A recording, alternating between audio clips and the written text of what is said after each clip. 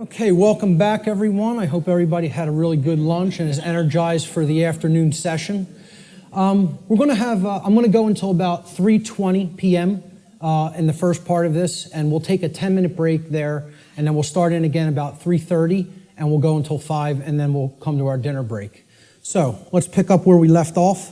I was talking about brain structure and human behavior and how these two things are completely interrelated.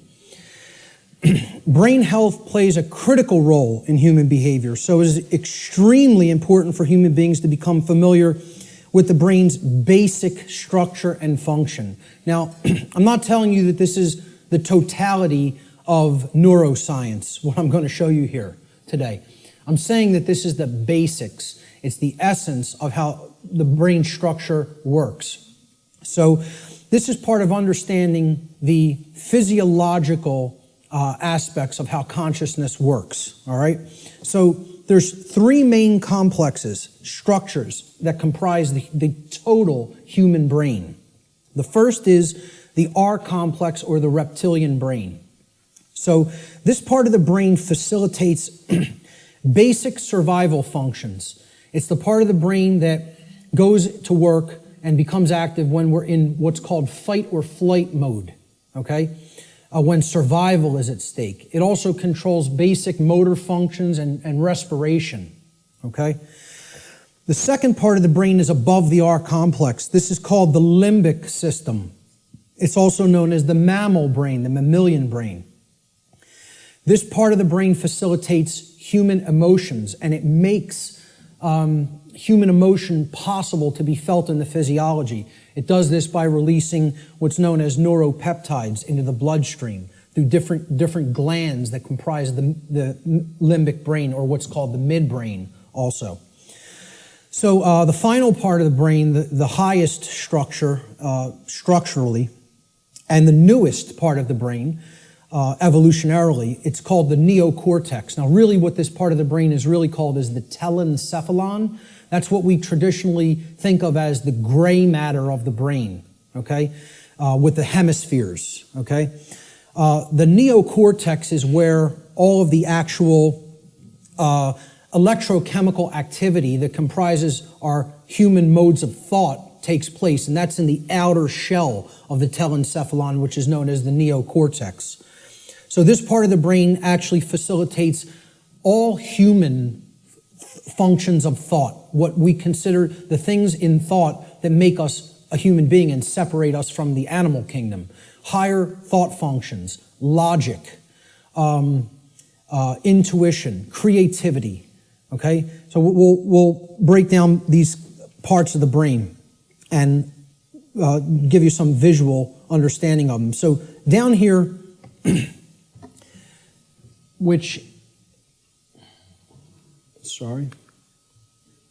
down here is the reptilian brain. It's comprised of the brain stem right here, and this part of the brain is called the cerebellum, okay? These two components together essentially comprise the R complex. So again, the R complex is the lowest consciousness part of the brain.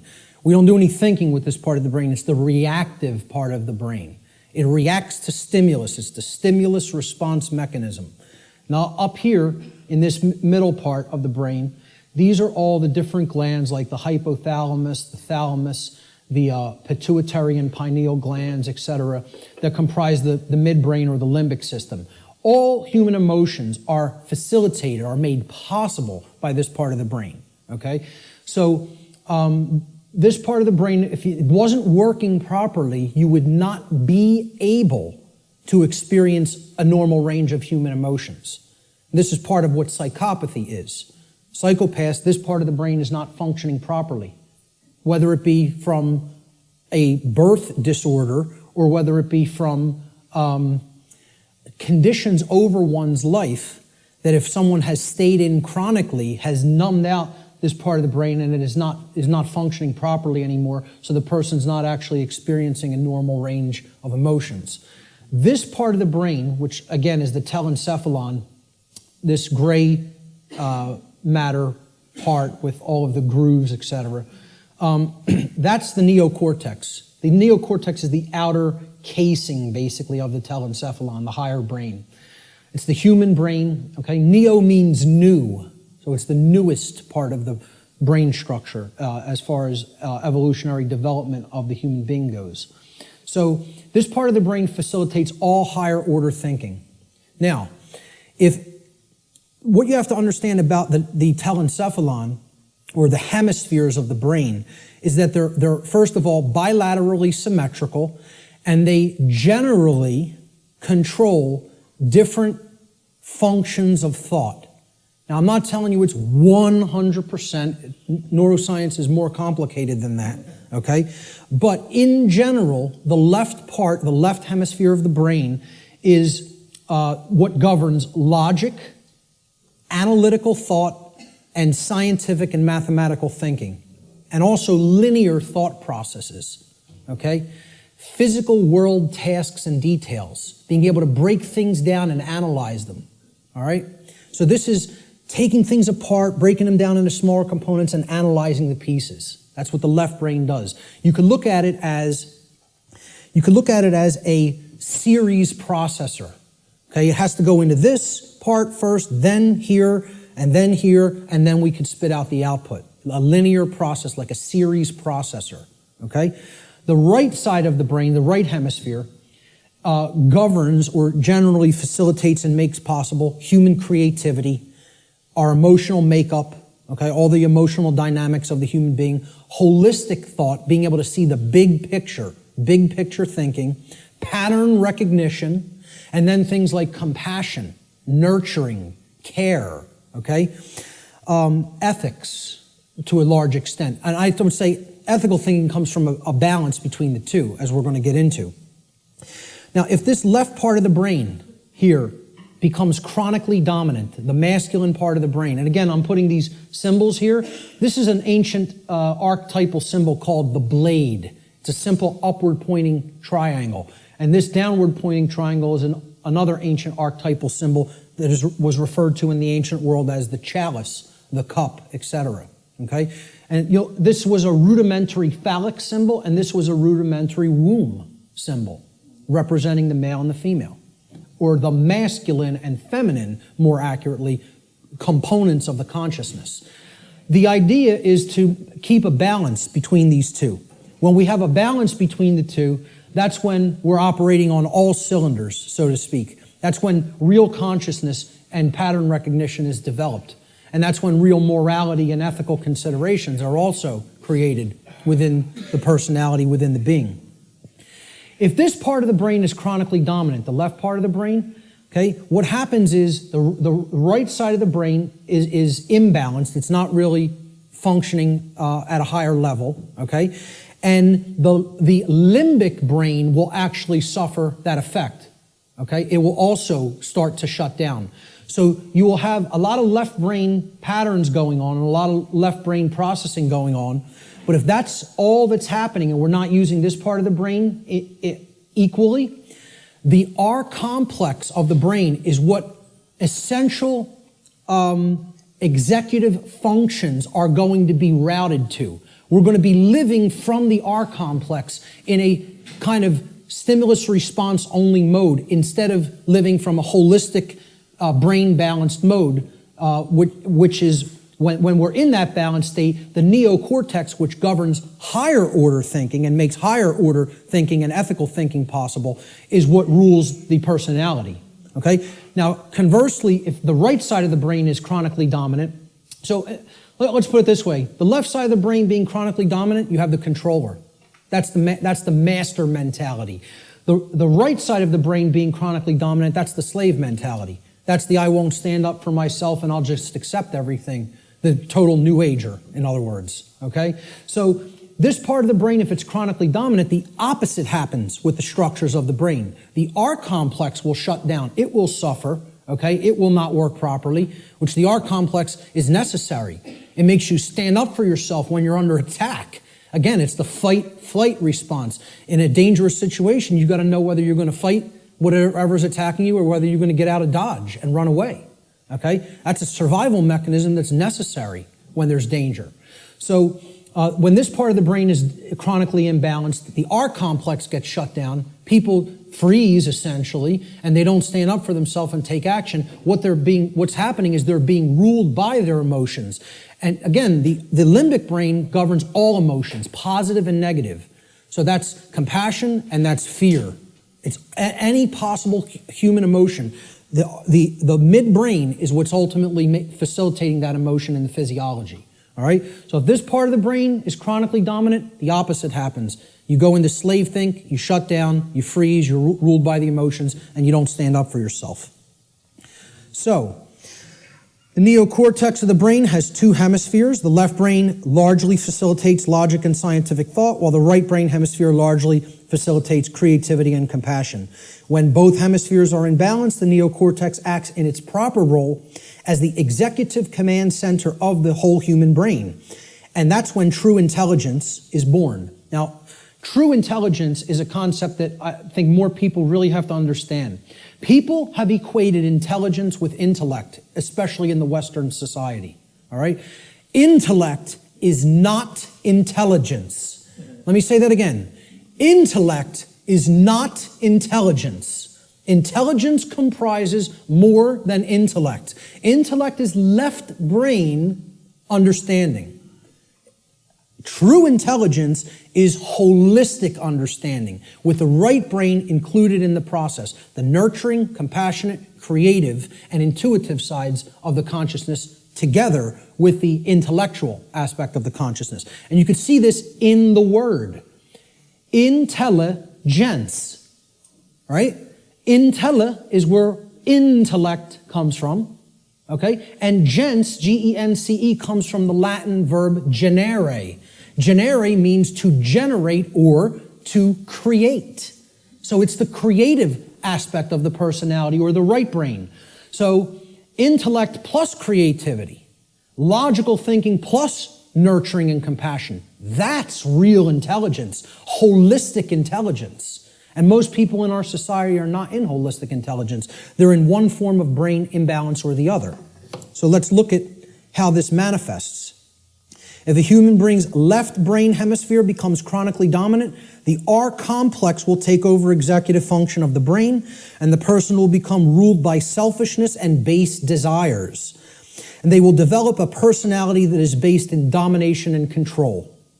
Conversely, if a human being's right brain hemisphere becomes chronically dominant, the limbic system will take over executive function of the whole brain, and the person will become ruled by their own emotions and develop a personality that is based in submissiveness and naivete. Okay? The slave think mentality. The schism of the individual. Okay? Now this is critical, because this is not only a schism within the individual consciousness, it's a schism of worldview, of the way we view ourselves in the world and the way we view our relationship to others in the world. So I call this the mental schism. And it highlights basically what will happen, what kinds of thinking will manifest when certain types of brain imbalance are present. So when we're in this schism, and again, most of humanity is, if we're overly intellectualizing everything and we're too much in the masculine hemisphere of the brain, okay, we're not using the right or intuitive capacities of the brain, the right brain hemisphere. What this can lead to in the world is, again, rigid skepticism. Now, what did we say about that? It's not conducive to learning. People aren't really going to learn when they're rigidly skeptical. This is a hallmark of scientism. Scientismists, I don't know what other thing to call it, worshipers of the altar of scientism, okay, they have this rigid skepticism because they're purely intellectual. They're not really intelligent. The creative aspect is missing from their personality makeup, okay? Atheism is a hallmark of overly dominant left brain thinking because that, shuns all aspects of spiritual reality. There is no spirit. The universe is a grand cosmic accident. From there you get things like solipsism. People will say, well, isn't solipsism purely left brain? No. It is right brain, I'm sorry, is it purely right brain? And I say no, it is left brain imbalance as well. Solipsism can be generated from both forms of imbalance, of believing nothing can actually be known. There is no truth. Truth is a dirty word to many left brain individuals. You'll note. So solipsism plays into left brain imbalance as well. All of these states here inevitably lead to these things down here. Moral relativism comes next. The idea that there's no such thing as the difference between right and wrong, that we just get to make those things up. They don't exist inherently in nature, We just can decide on what's right and what's wrong for ourselves and make it up, randomly. So very, very dangerous ideology, which we're going to be talking about a lot. Social Darwinism inevitably comes after that, all right? This is the idea that a certain class of society can get to direct how the lives of everybody else will go because they're the intelligentsia, so-called, okay? Or the intellectual people, really is what it is, the over-intellectualizing. And we'll direct society because we're the fittest. Like Darwinism postulates the survival of the fittest, well, social Darwinism postulates the survival of the most socially ruthless. And many people believe that's the natural order. They believe that's the natural order, and nothing could be farther from the truth. What that is it's the psychopathic chaos. It has nothing to do with nature, and it has nothing to do with order. It's the exact opposite. So, this state, and these are hallmarks of dark occultism as well. Okay? I think I should know a thing or two about it, as I was a priest in it for almost 10 years. I might know a couple of things about Satanism. Okay? So, moral relativism is one of the big tenets of Satanism. It's actually one of the pillars of Satanism. Social Darwinism is highly praised and valued in Satanism. And eugenics. Okay? Because if people don't understand what eugenics is basically people, who have gone so deep into this form of left brain imbalance that they believe they're God and they can get to decide who lives and who dies. That's really what it is. We will control who breeds and who does not get to breed, who gets to live and who does not get to live. All right? That's essentially eugenics in a nutshell. And again, these are all authoritarianism, forms of authoritarianism. Okay? And it's the idea that man is the author. Man is the creator. Man is the God. Man will make the law. Man will decide who, life and death at any given moment. We will decide what's right and wrong, etc. That's essentially what all of these forms of thought are. Extreme left-brained imbalance. And I was there. I was in this state in my life. I was in it for years. For years. All right? Let's look at the other form of imbalance. If the right side of the brain is chronically dominant, this leads to, similar kind of imbalance, but in the exact opposite form. The brain is still completely imbalanced, therefore the person's not in a high state of consciousness. They're completely unconscious to what's really going on within them and around them. But the manifestation is generally the opposite of the left brain forms of imbalance. So if you're in real right brain imbalanced state of consciousness, this will lead to naivete, believing anything you're told, accepting things from quote unquote official channels and official sources without actually checking into them for yourself. Blind belief. You'll believe the next religion that comes along. We just have to tell them what they want to hear, and I'll believe that.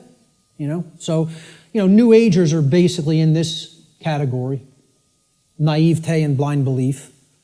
People who trust government, of course, are in that category because, again, it's about creating the masters and the slaves. That's what brain imbalance is for, and that's why the controllers want to propagate this imbalance and keep it in place. Again, religious extremism, that's hallmarks of right brain belief, right brain imbalance. Solipsism, no such thing as truth, all from right brain imbalance as well. Feelings of unworthiness, self-loathing, accepting orders from other people, being an order follower. We're going to have a whole section on order followers later and how this is the exact opposite of anything virtuous. For people that believe order following is some kind of a virtue, I don't know what to tell you, but it's the thing that leads to all evil in the world. is accepting somebody's orders and not actually gauging for yourself whether the activity, the behavior is moral or not. Okay? And it creates a willing slave. This form of imbalance is ultimately generating a willing slave, whereas this form of imbalance is ultimately generating a psychopathic master. And they're all forms of mind control. It's just another aspect of how mind control works. The propagators of mind control are just doing this to keep that imbalance present in one form or another. They don't even care which it is. As long as they have some that are imbalanced toward one direction and some imbalanced toward the other direction, that's how the dynamic plays off against itself. And you have a world that is continued to be kept under lockdown. So let's look at the worldview schism that goes hand in hand with the brain schism or the mental schism. And again, worldview is exactly what it says. How do you view the world? How do you view yourself in it? How do you view others in it? Well, when there's chronic left brain dominance, the worldview that emerges is one of randomness. And again, this is a hallmark of scientism. The world is this grand cosmic accident. All right? The whole universe is a grand accident. There's no purpose. Right? There's no creator. Everything just magically manifested on its own for no reason from a single singularity, a single point in space-time for no reason. You give me that one, and I'll tell you everything else that happened after that. But you got to give me that one, you know? And I have some bridges to sell you, you know? So, you know, there's no underlying intelligence in nature. Nature is dead. That's what this worldview is about. Nature is dead. It's a dead thing. It's a mechanized machine that is there for no reason. Okay? There's no such thing as the spirit at all. No such thing as spiritual dimension. No such thing as natural law, certainly. Because for one to accept natural law, well, where does it come from? You know, I ask people like whether they accept that natural law exists or that, you know, there's actual objective truth and morality, and like 2/3 of people don't accept it. They don't believe that it exists. They don't think there is objective reality and objective truth and objective morality. You know, they think it's all relative and we get to make it up. I've actually done a psychological, small psychological profiling or study, you know, just asking people this question at random and collecting results and analyzing them. We're at about 2/3 of people who are moral relativists and believe that truth is relative also, that it's not objective. Okay? Now, you ask the same people, do you believe in karma? 88, almost 90% of people believe karma is real and it exists. So I'm like, I can't believe this. You're going to tell me that there's no such thing as a real difference between right and wrong. They're constructs in the human mind is what they think. Right? And simultaneously holding in their mind the idea that karma exists. Well, I asked them the question, what put karma in place then? You believe it exists. What force created it? What made it? What put it in place? And they have no answer for that. You know, they intuitively believe karma exists, but can't answer where did it come from? Because that would involve a creator. And somebody in left brain imbalance can't acknowledge that. You know? So, to a left brain imbalanced person, there's no such thing as spiritual or natural law. It doesn't exist. As a matter of fact, all of existence has no purpose other than to continue its existence. See, survival is the highest aspiration to a left brain imbalanced individual. Right and wrong have no bearing. There's no point in even discussing it. Okay? Because right's what's right for me if I'm super left brain imbalanced. Wrong is whatever affects me negatively. Okay? It doesn't matter what's actually moral. Okay? It's all subjective to a left brain imbalanced individual. And to them, nothing has any purpose. Since it's all a grand cosmic accident, how could there be a purpose for existence? Without a creator, who's going to create the purpose for it? You know? So it has no purpose other than to continue surviving. And again, that's right there is proof they're in the R complex, they're in the base brain. Survival is the highest goal. Survival is the only aspiration. Now, in Satanism, it's about as left brain imbalanced as it gets, folks. You know what their number one law is? Survival. Survival is the highest law. Okay, and we hear about this in Darwinism too. The ultimate purpose of the being is to continue to survive.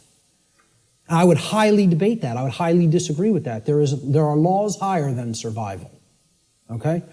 But in Satanism, they simply refer to it as self-preservation. And that means preservation of systems of belief as well. Systems that are serving the self, the egoic self. They must continue to survive. Self-preservation as the highest law. That's the number one tenet of Satanism. And it doesn't matter who you need to step on to do it. Who you need to step on to get one up on somebody else. This is extreme left brain imbalance worldview.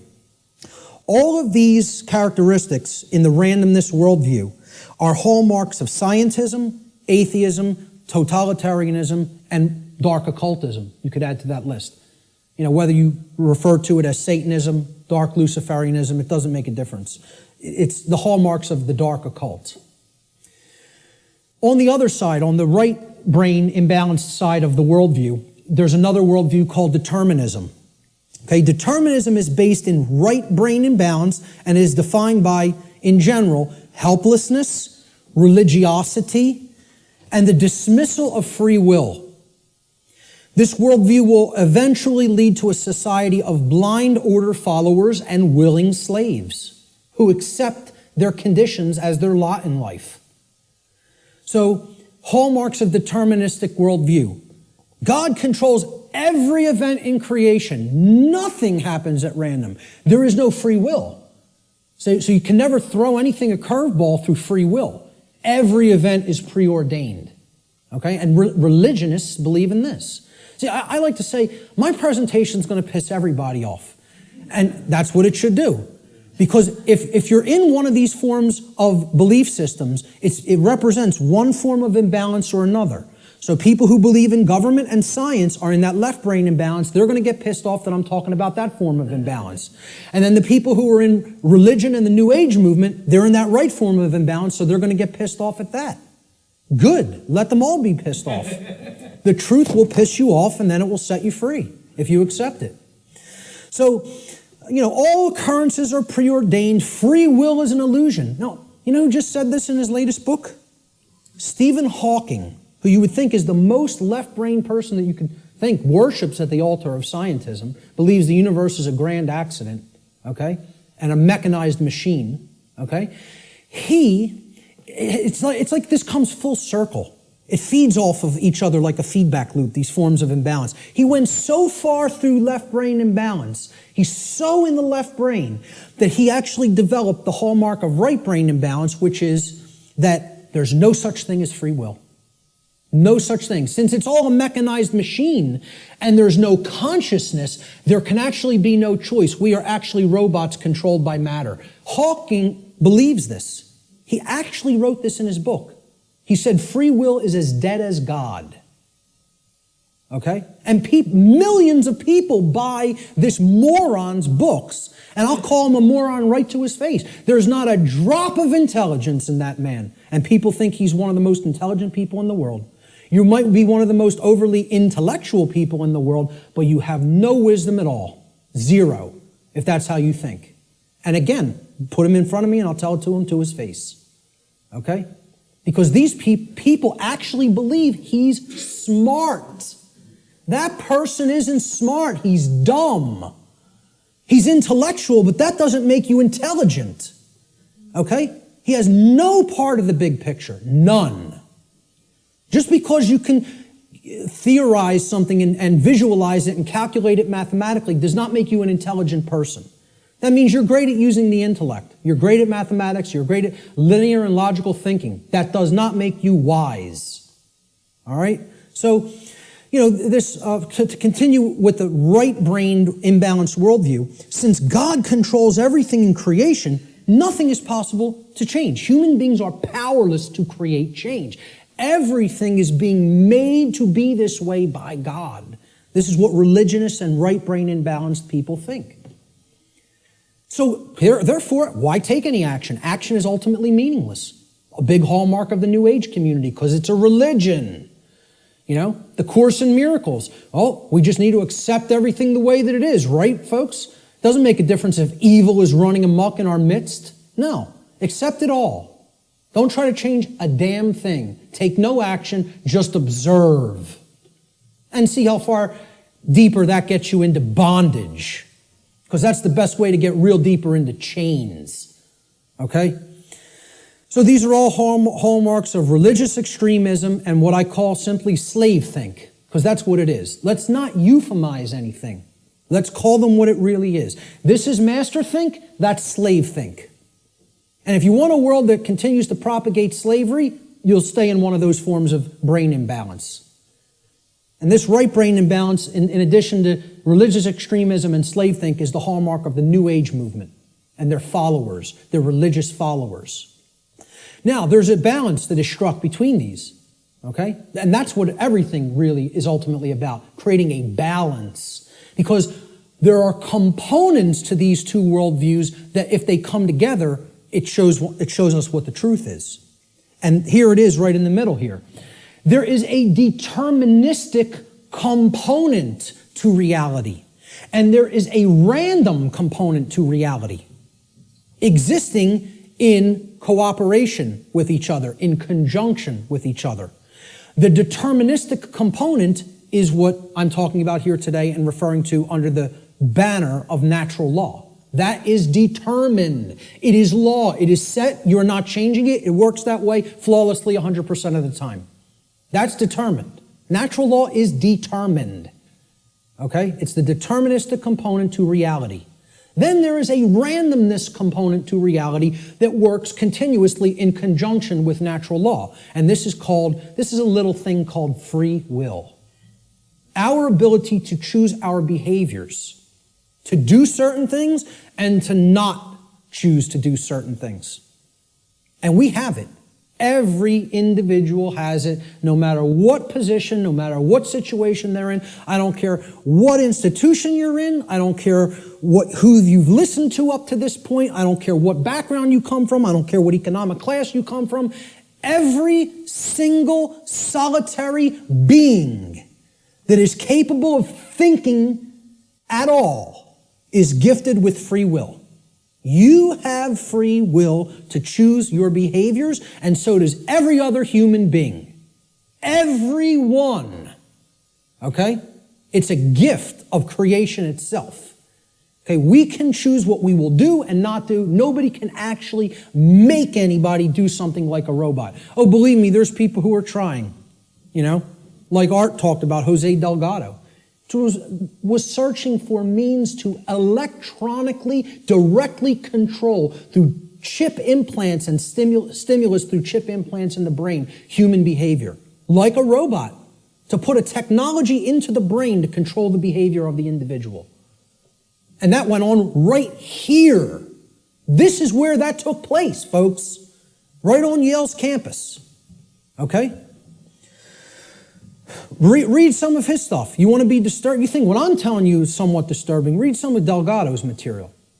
He was telling people, we're going to show you that free will doesn't exist. We're going to show you there's no such thing as rights, that we make up what rights are. The ruling class makes up what a right and a wrong is. We tell you what it is, and you have no choice.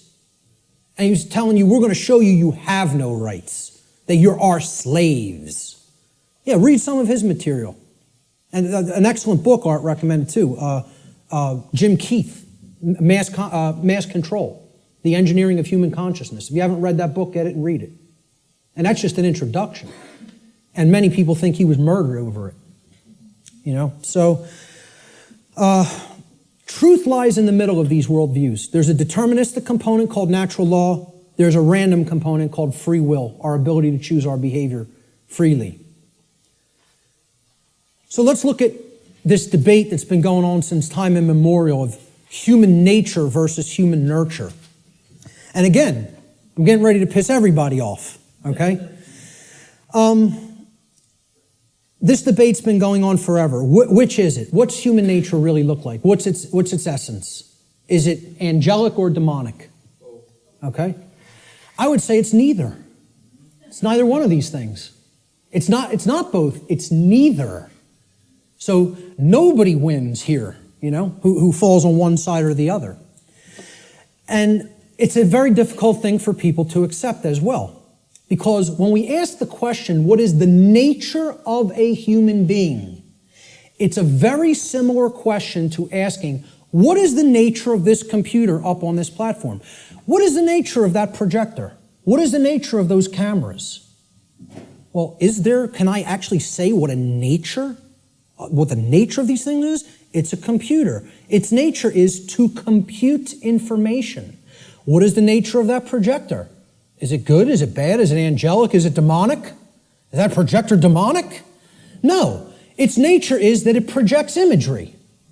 What is the nature of these cameras? They capture imagery. That's all. So what's the nature of a human being? The nature of a human being is that it takes in information, it processes it, and then it outputs it through behavior. And as we're going to see, that's very much like a computer. I'm not saying that it is a computer. I'm saying it's like one. Okay? So human nature is neither inherently good nor inherently evil, as many people think fall on one side of this argument or the other. Instead, we should consider the operating conditions or the environment in which human beings exist, which influences behavior to a great extent, thus creating the current human condition. That's why it's called the human condition. It's not called, the situation we're in is called the human condition. It's not called the human nature, okay? It's called the human condition. There's a reason it's called a condition. For any condition to be in place, well, hey, what condition is my computer in right now? What condition is my projector in? What position is Richard's cameras in? They're in operating conditions. They're doing what they're supposed to be doing because they've been kept up in good condition. Okay, in the example of my computer, it has a working operating system without malware on it. Okay, it has software that does the job, that does what I'm asking it to do properly without bugs. Okay, those are the conditions. The operating conditions will determine how does it perform? What kind of output can it put out into the world? All right. So, again, what I'm saying here is that human beings are like computers. Not that they are computers. Let me just state that emphatically. We're not computers. We're like computers. Okay? We are programmable. That's the nature of a human being. How many people have ever heard anybody say that the nature of a human being is that a human being is programmable? To my knowledge, I'm the only person or researcher that is calling that human nature. Our nature is that we can be programmed. And there's another thing. That's another thing people don't want to hear. They don't want to hear this because they liken it to a mechanized machine. And I'm not saying, again, to emphasize, I'm not saying we are computers. I'm saying we're like them in the ways that we can be programmed. So what gets put into a person through the environment, which is called the culture, all right, and becomes their programming, determines what they will output onto the screen, which is called human life. And that will create the human condition in the aggregate as more and more people operate that way. All right, so let's look at how this works. Human beings are programmable much like computers. Like a computer, if a human being has a bad file system format, that's the first thing you do when you're going to get ready to use a computer. You have to format the drive. How many people here are somewhat techie? Not many. Okay, about a quarter to a third. All right. So some people will know what I'm talking about here. For the others, excuse the jargon for a moment.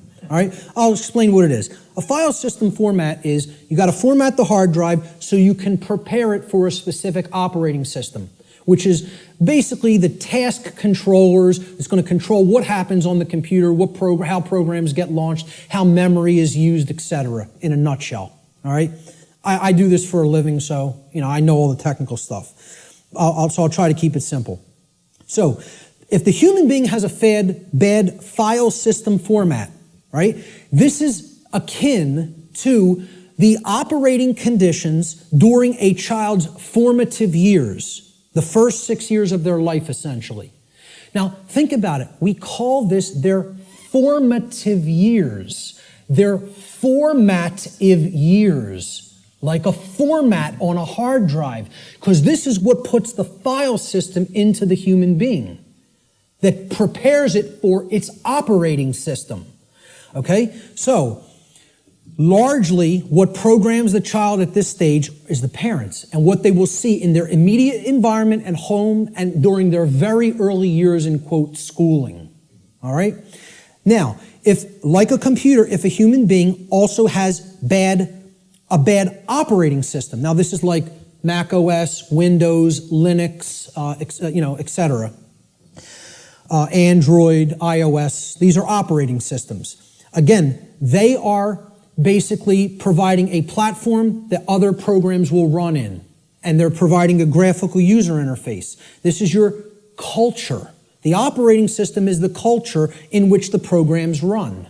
Okay? So let's say if you have a bad operating system, meaning you're already surrounded in a bad environment, in a bad culture, right? That's also going to negatively impact the output. And then they have bad software programs. Now, these are the programs that you run. Now, if I didn't have a good presentation piece of software, my presentation might come out sloppy. It might crash in the middle of it. It might not display the graphics or the text properly. Okay? So you got to make sure you're working with good, reliable software as well. Now, what the software is the belief systems, what the person has taken into the mind and is processed and made part of themselves. And now, if all of those things are bad, we have three bad components. The format is bad, the file system format, which is the formative years of the child. Okay? The culture is bad, meaning they're already growing up in a bad culture or in a culture that condones moral relativism, etc., and doesn't understand natural law. And the software programs that have been input into the child are bad, meaning their belief systems. Okay? What do you think the output of that, quote, computer is going to be like? Is it going to be good? Is it going to be chaotic? If I screw up my system's hard drive format, if I put an operating system that is like at alpha state and it's not ready for prime time because the development's not finished, it's half-baked, okay? And then I load crappy software that's full of bugs and the developers didn't really care about programming them correctly, do you think that computer is going to operate properly and give me the output on the screen I'm looking for, or output on the printout I'm looking for, or output on the internet that I'm looking for? Good luck. If you know a little bit about computers, you're laughing now because it would be ridiculous to assume that it could do that. Well, why do we think that we're going to have that in our environment when all of these things are badly programmed? See, the output onto the screen is also going to be horrible if all those three things, that determine how the system works are also bad. So it will contribute to deteriorating conditions on a mass scale. Like a computer, the behavior of a human being largely depends upon its programming. And its programming is the quality of the information that is being input into it. The quality of the information it's taking in. The quality of the information it's taking in is going to determine the quality of the information it's outputting, like any other computer. So if garbage goes in, surprise, garbage is going to come out. If good information goes in, quality will come out. And the output will be as one wants it to be. It will be able to process and create efficiently, effectively, not chaotically. Here's a very simple diagram. Again, if people understand it, they really get how natural law functions. And again, it's very unpopular.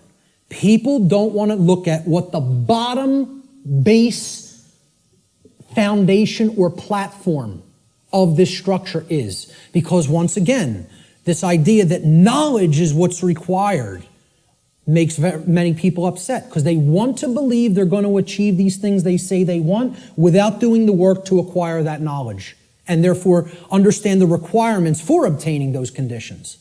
So we start with available information. And when people look at what I'm going to describe here, they will recognize it as something. And I'll hold what that is for a moment. Available information is what you're starting with. This constitutes potential knowledge, and it can become knowledge if it's taken in, if it's amassed, if it's aggregated, okay? It can be gathered, it can be processed, it can be understood, and then it can be acted upon. You could call this the grammar stage of this three-part process I'm going to explain. Okay? You could also refer to this as the input stage. If we're looking at it in a computer model, this is the stage of inputting information or programming something. Okay? Now the next step that's built upon this is once you've taken information in, necessary information, you then come to a position of understanding it. You know what it means, you recognize the patterns. All right? So this is the second step in this process. Now, your understanding or lack of understanding, okay, now in the first stage, your knowledge or lack of knowledge is going to lead to understanding or lack of understanding. If you have understanding present, your decision-making processes are going to be in harmony with what you say you want, okay? You're going to understand, if here's what I want, this is what's necessary to get that, to make that happen, to manifest it. That's understanding. It's a decision-making process that happens within the mind.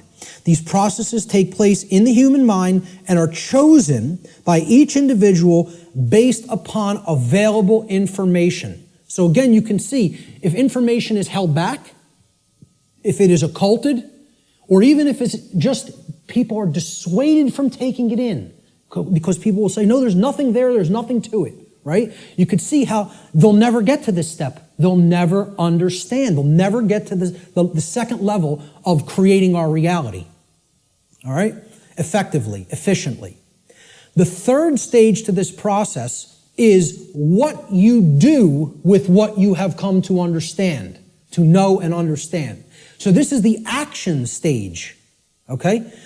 Each individual's behavior, the behaviors that they choose through their own free will, is based upon the quality of their decision-making processes that are happening within the human mind. Okay? That process, as we've already seen, is in return based upon the quality of available information. So this is behavior. See, people don't think of wisdom as behavior. They don't think of wisdom as action. They think of it as something that you just know. No, wrong. Wisdom is not knowledge or understanding. Wisdom is action.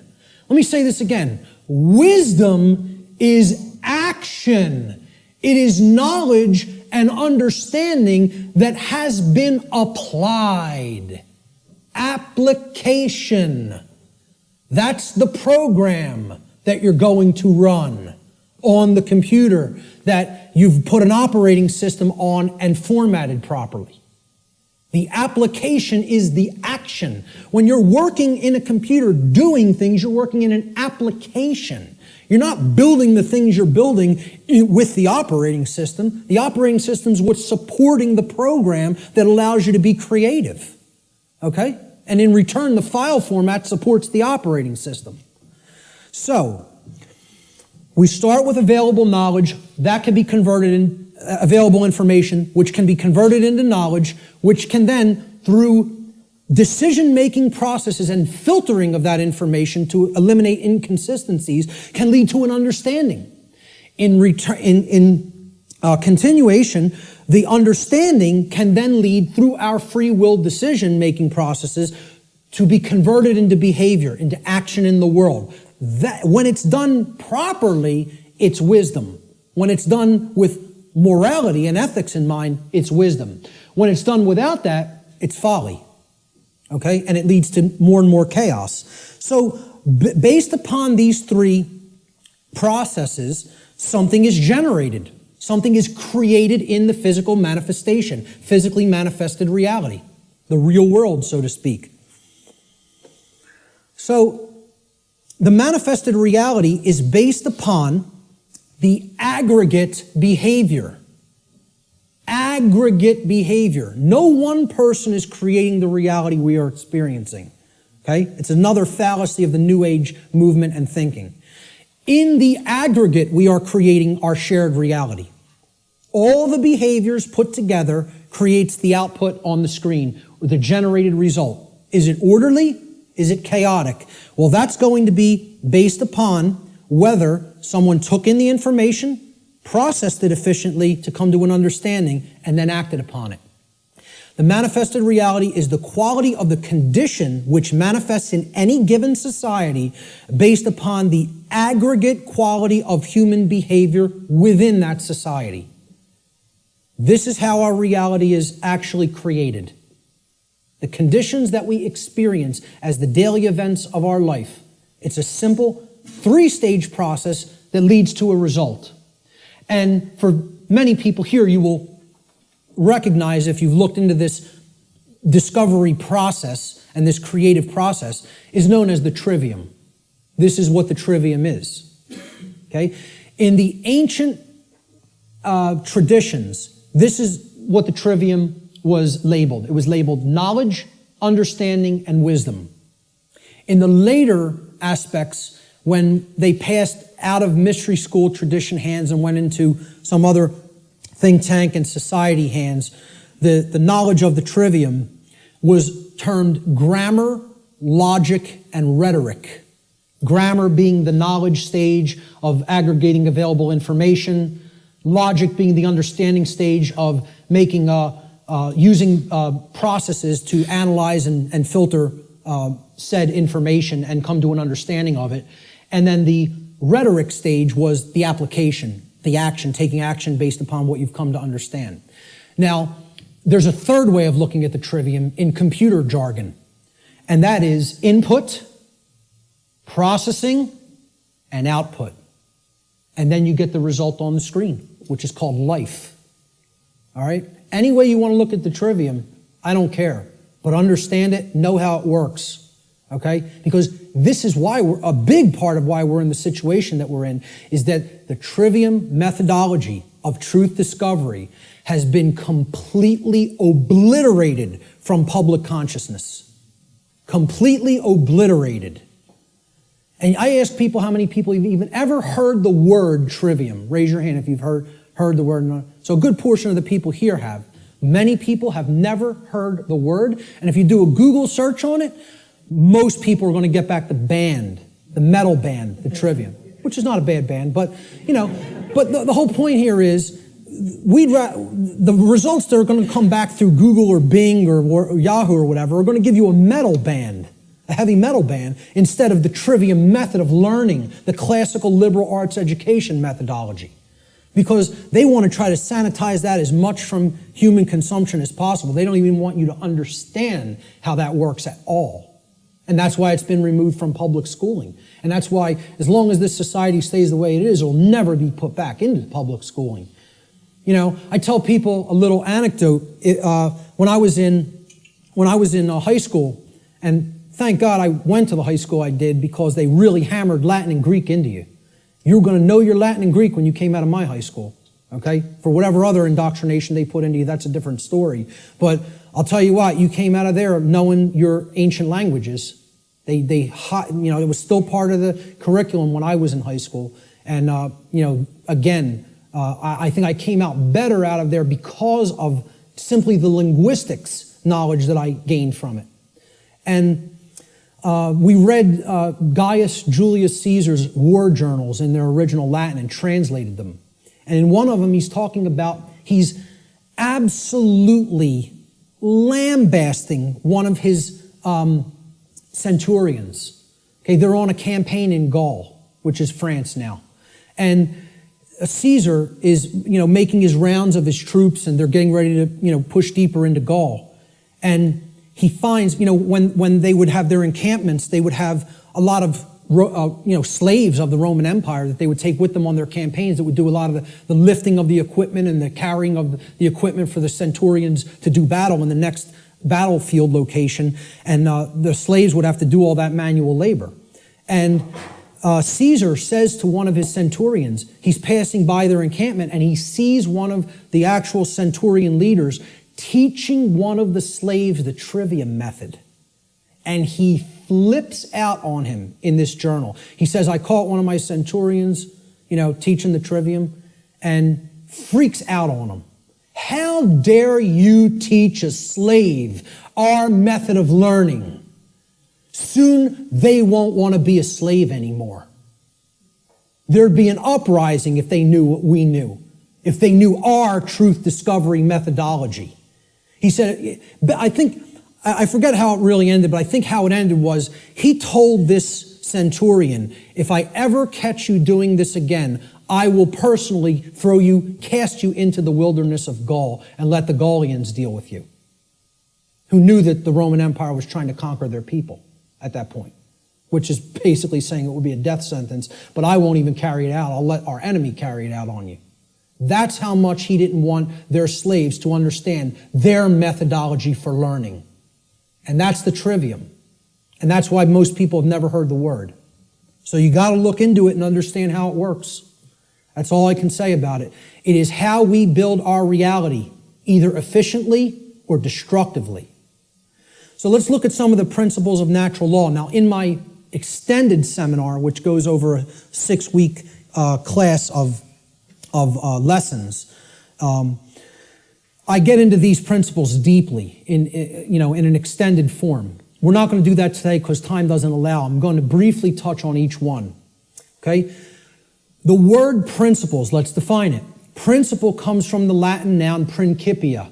Principia means first, foremost, leading, chief, or most necessary. It is that which matters most. It is the first things that must be understood before anything else can be understood. Principles have to come first. And this is the problem. Our society does not put principles first. It puts trivialities first, and we're no longer a society that even cares about principles or first things. So first things first. First things or principles have to come first. So let's look at what the principles that underlie natural law. These are the things that are most important. That's what principles should mean to people. If we ask people to define what a principle is, first thing they should say, that's the most important thing. The most important thing in my life. Now, when in the natural law seminar, we did a homework assignment, we asked people what the most important thing was to them. Very few responded with principles. Most people responded with saying that people or the family was the number one response. The familial connection was more important to them than principles. Now, when people hear me say that that's backwards, they'll say, how cold are you? That's so cold, okay?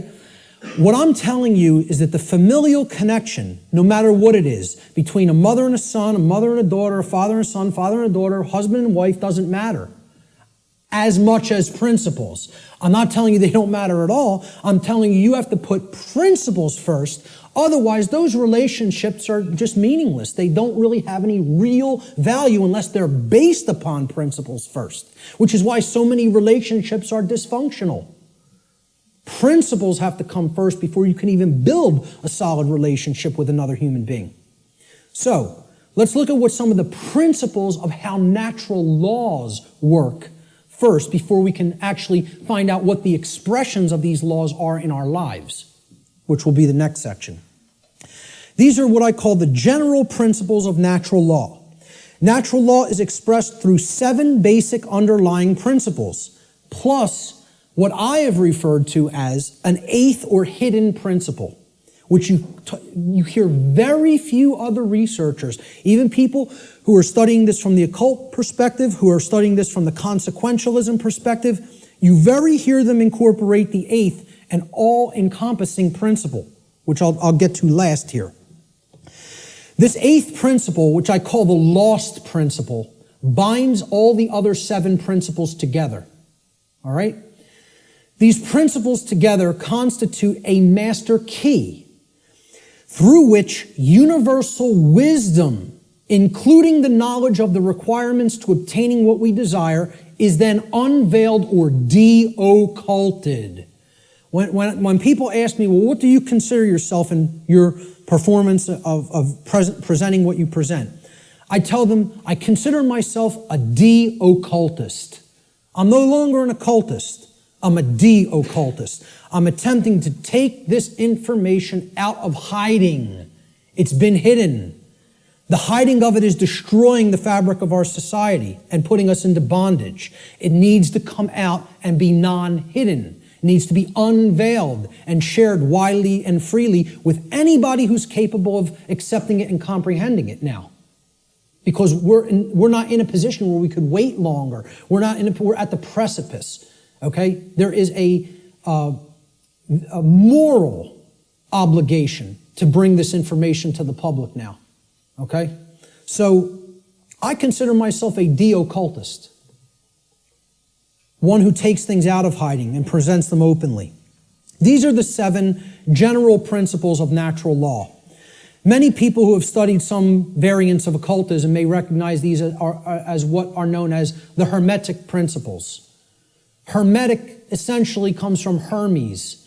Hermes Trismegistus, the thrice great one, as he was referred to in the ancient Greek mystery traditions. Okay? He was considered a messenger of the gods. He brought the wisdom of the gods down to humanity.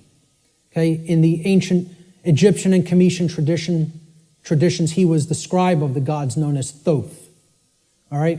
He has other incarnations as well. But the Hermetic tradition is named such because it's hermetically sealed, like natural law is. Natural law is hermetically sealed.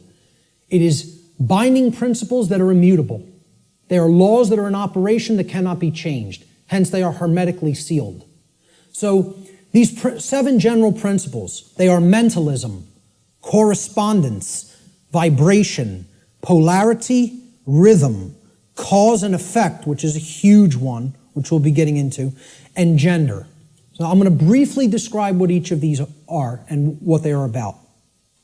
The principle of mentalism states that the all, everything in creation, is actually a manifestation of mind. The all is mind. Okay? What this means is everything that happens has to be a result of a mental state which preceded it. Everything. For anything to exist, thoughts had to form first, and then they formed the physical reality after. The universe itself is a mental construct of the Creator. Thoughts lead to the manifestation of things and events. Thoughts create conditions. Thoughts create things and conditions. They cannot just magically manifest themselves. Thought comes first. Thoughts create our state of existence and the quality of our experience here on earth, ultimately. Therefore, be responsible for everything. We should be responsible for everything that we create by being responsible for that which we think. Because the thought processes are what are driving the behaviors.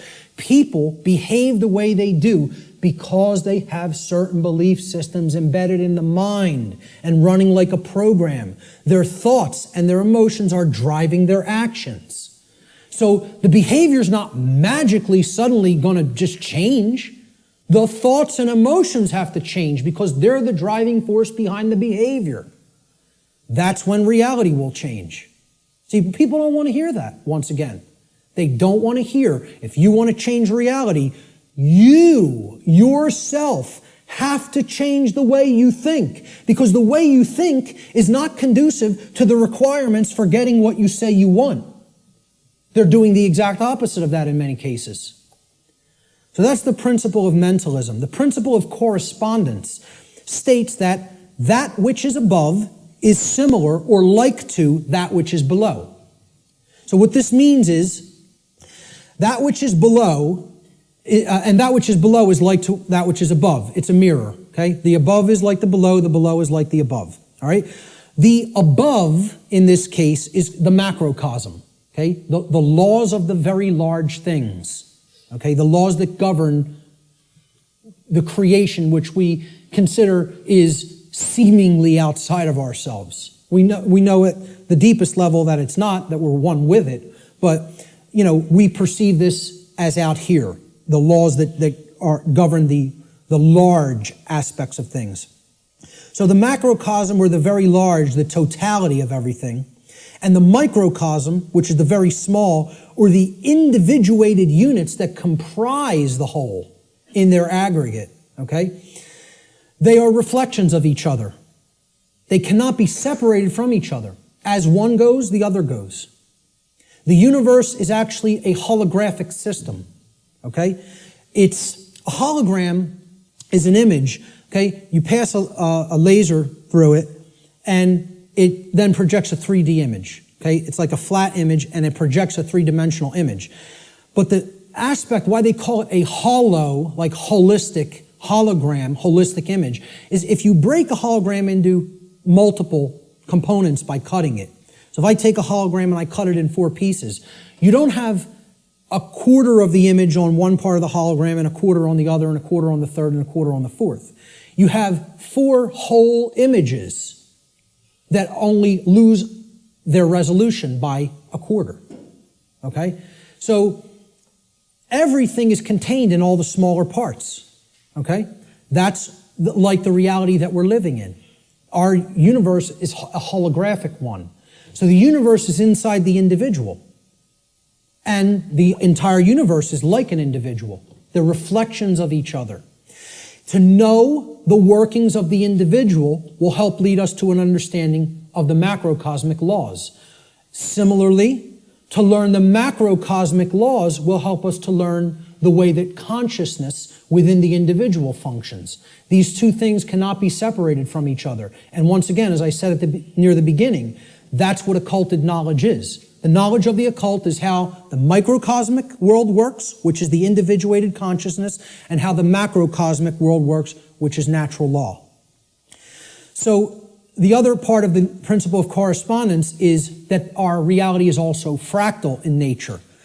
Now, if you studied fractals, these are self-similar mathematical generated patterns. Okay? We see this through things like Fibonacci sequence in mathematics, and this is repeated endlessly throughout nature. Okay, so you look at the structure of the atom, and it's similar to the structure of the solar system, which is similar to the structure of the galaxy. They work the same way. They look the same. You pull back enough, you'll keep seeing the same pattern repeat.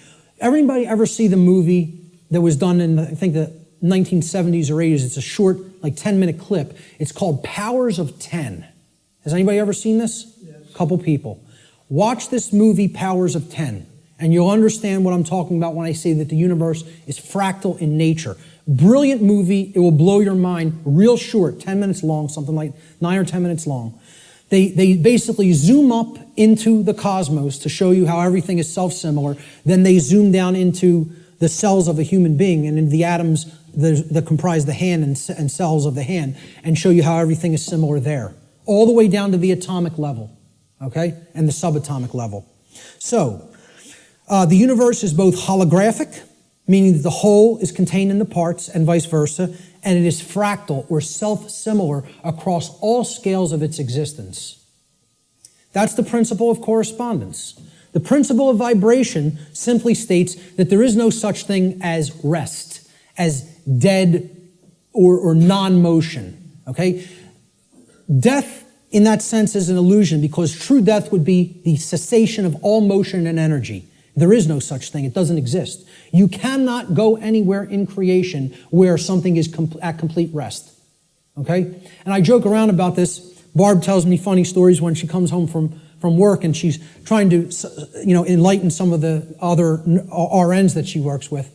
And she was trying to explain to one of the other nurses, that desk has atoms in it, and they're not at rest. They're like in crazy, chaotic motion, especially the electron clouds of the atom. And if you look at it at a deep enough level, you would see it's like chaos going on, and it's all kinds of motion happening, seemingly at random. And the other nurse goes, "Barb, you're so crazy."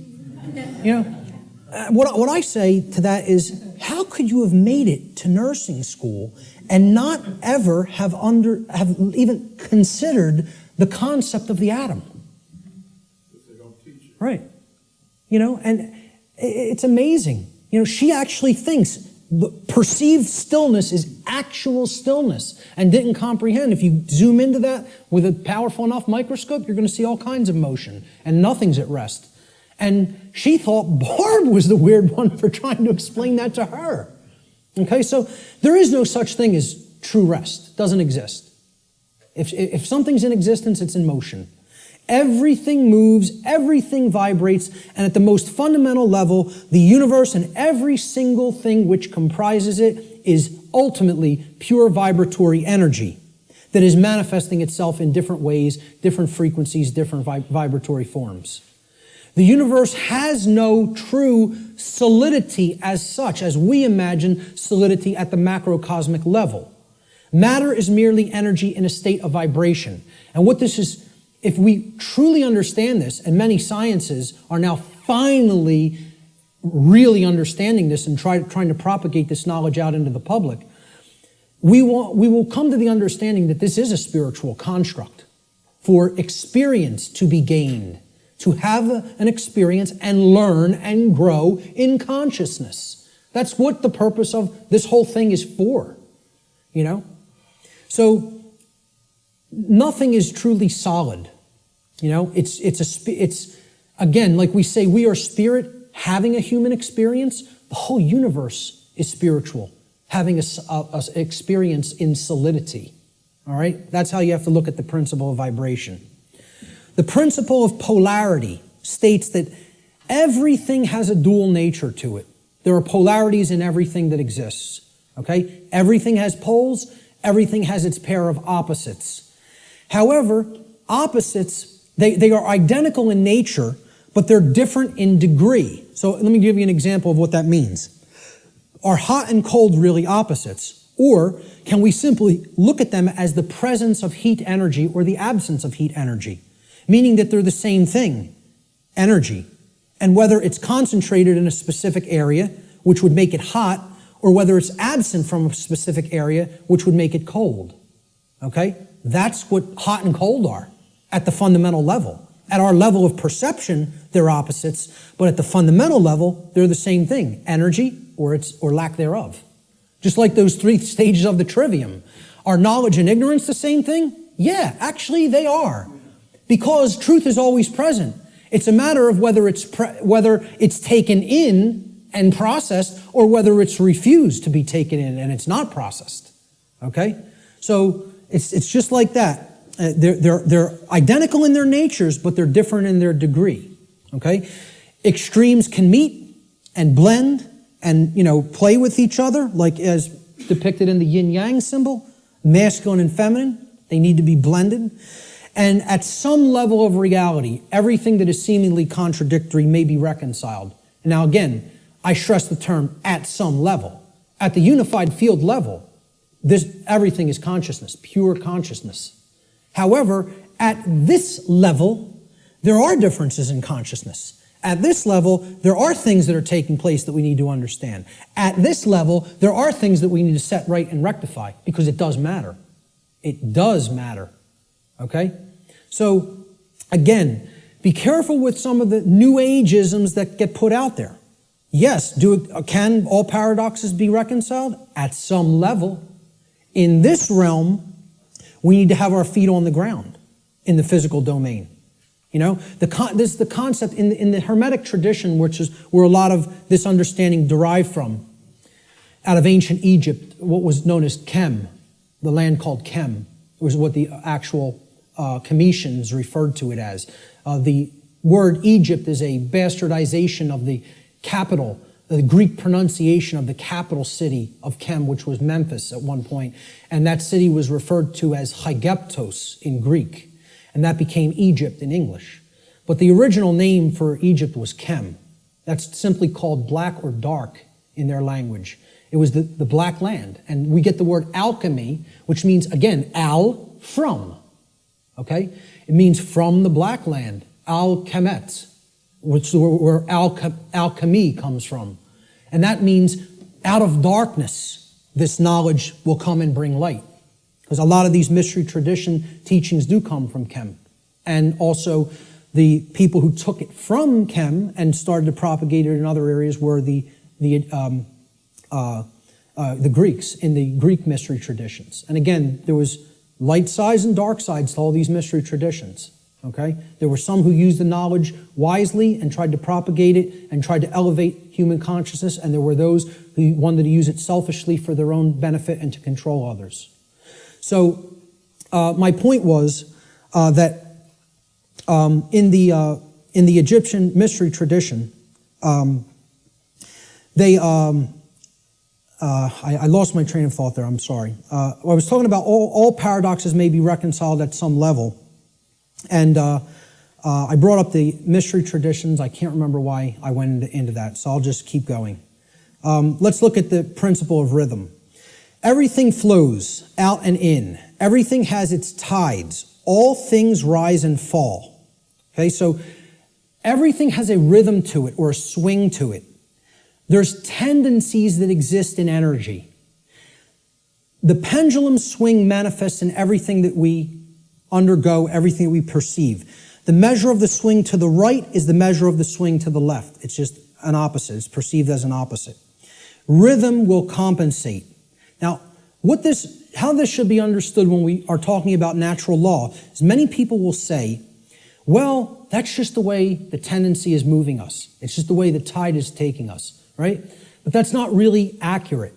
Okay? We can't look at these things as that the rhythms are set in stone and it has to be this way now, right? One of the things that a lot of the Hermetic tradition taught regarding these laws, these principles, were they can be overcome by higher levels of consciousness. Okay? This one was one of them. Rhythm is a principle that is a tendency for something to swing a certain way. Let's liken it to genetics. You know, if you look at some newer biology, a lot of modern biologists are suggesting consciousness plays into whether a gene activates or not and expresses a certain condition. Well, this is the same way. There's something that can be done about the swing or the tide, okay? Let's look at it as you have a boat. You want to row the boat out to sea, right? You have to get past the tide. You have to get past the breakers and the waves. And if that tide's really strong at high tide, it's going to be very much more difficult. You're going to have to expend more energy to get it out to sea. If, however, you were taking it when the current's moving out to sea, okay, there's a flow that's moving outward deeper into the ocean, and you start rowing that boat then, you're going to be able to do it much more easily. Okay, so if there's winds pushing along a plane, it's going to have to expend less energy. It's going to get there more quickly, okay, because it's adding to the energy. If, however, you're flying against the wind, you got to expend a lot more energy. It's just a tendency. You can still get to where you want to go. You may just have to exert more effort. Right now, we're in a tendency of things are not flowing, okay? It's an ebb, all right? And it's something that needs to really have more energy put into it if we're going to resist the tendency. It doesn't mean nothing can be done about it. It doesn't mean it can't be overcome. It means at the time we're living in, okay, we want to make this motion go in this direction, but its tendency is to move in this direction. So more will is required at this time to move the consciousness. At other times, the consciousness may be flowing in a positive direction and it may take much less energy in order to move that consciousness forward. However, we're not living in that time. We are living at what many researchers have called the Kali Yuga, or the age of darkness and destruction. You know, this is the point that resists the flow in consciousness the most. And it's going to take an enormity of effort to break down these pre-existing belief systems that don't serve who we are. So that's the principle of rhythm. This is the principle here in natural law that most fits in with how I'm using the term natural law today, cause and effect. Many people, again in the New Age community, don't want to believe that there's causes and effects, and that effects are driven by causes that, come first and then manifest conditions. So the principle of cause and effect simply states that every cause has its effect and every effect has its cause. Every single thing that occurs happens according to law. All right? Chance is a name for a law not recognized. There are many planes of causation, but nothing escapes the law. So again, is there free will? Yes, there is free will. But is there free will to ignore law without consequence? No, there is not. That's the limit of free will. Free will is operating within boundary conditions that I'm referring to as natural law. It's a series of laws, actually, okay? Free will operates within these parameters or boundary conditions that cannot be exceeded or gone beyond without consequence Oh yeah, you can break natural law. Yes, you can break it, but you cannot break it without consequence. You cannot break it without consequence, negative consequence. And that's why this body of knowledge has in the past been referred to as consequentialism. It is the knowledge of how consequences are generated by our free will decision-making processes within the boundaries of natural law. So this is the law of cause and effect, the principle of cause and effect.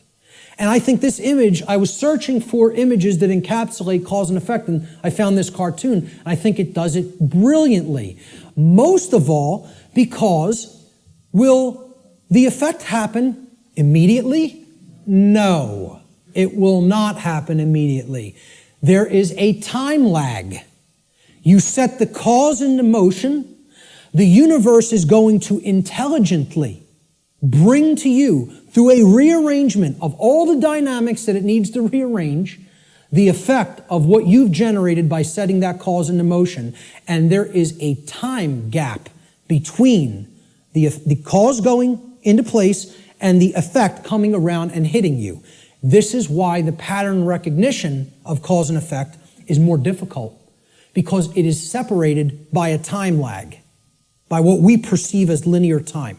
Now, if you did a wrong to somebody and immediately you were stung by a wasp, every single time you did a wrong to somebody, it showed up and bit you immediately within 2 seconds of you hurting somebody, stealing from somebody, lying to somebody, etc. Would you start to connect the stinging to the wrong that you did? I think most people would see the pattern. They would recognize the pattern. But since that doesn't happen, and there's a time lag to experiencing something harmful to ourselves once we do something harmful to other people, it's very difficult for people to see the connection through the time lag.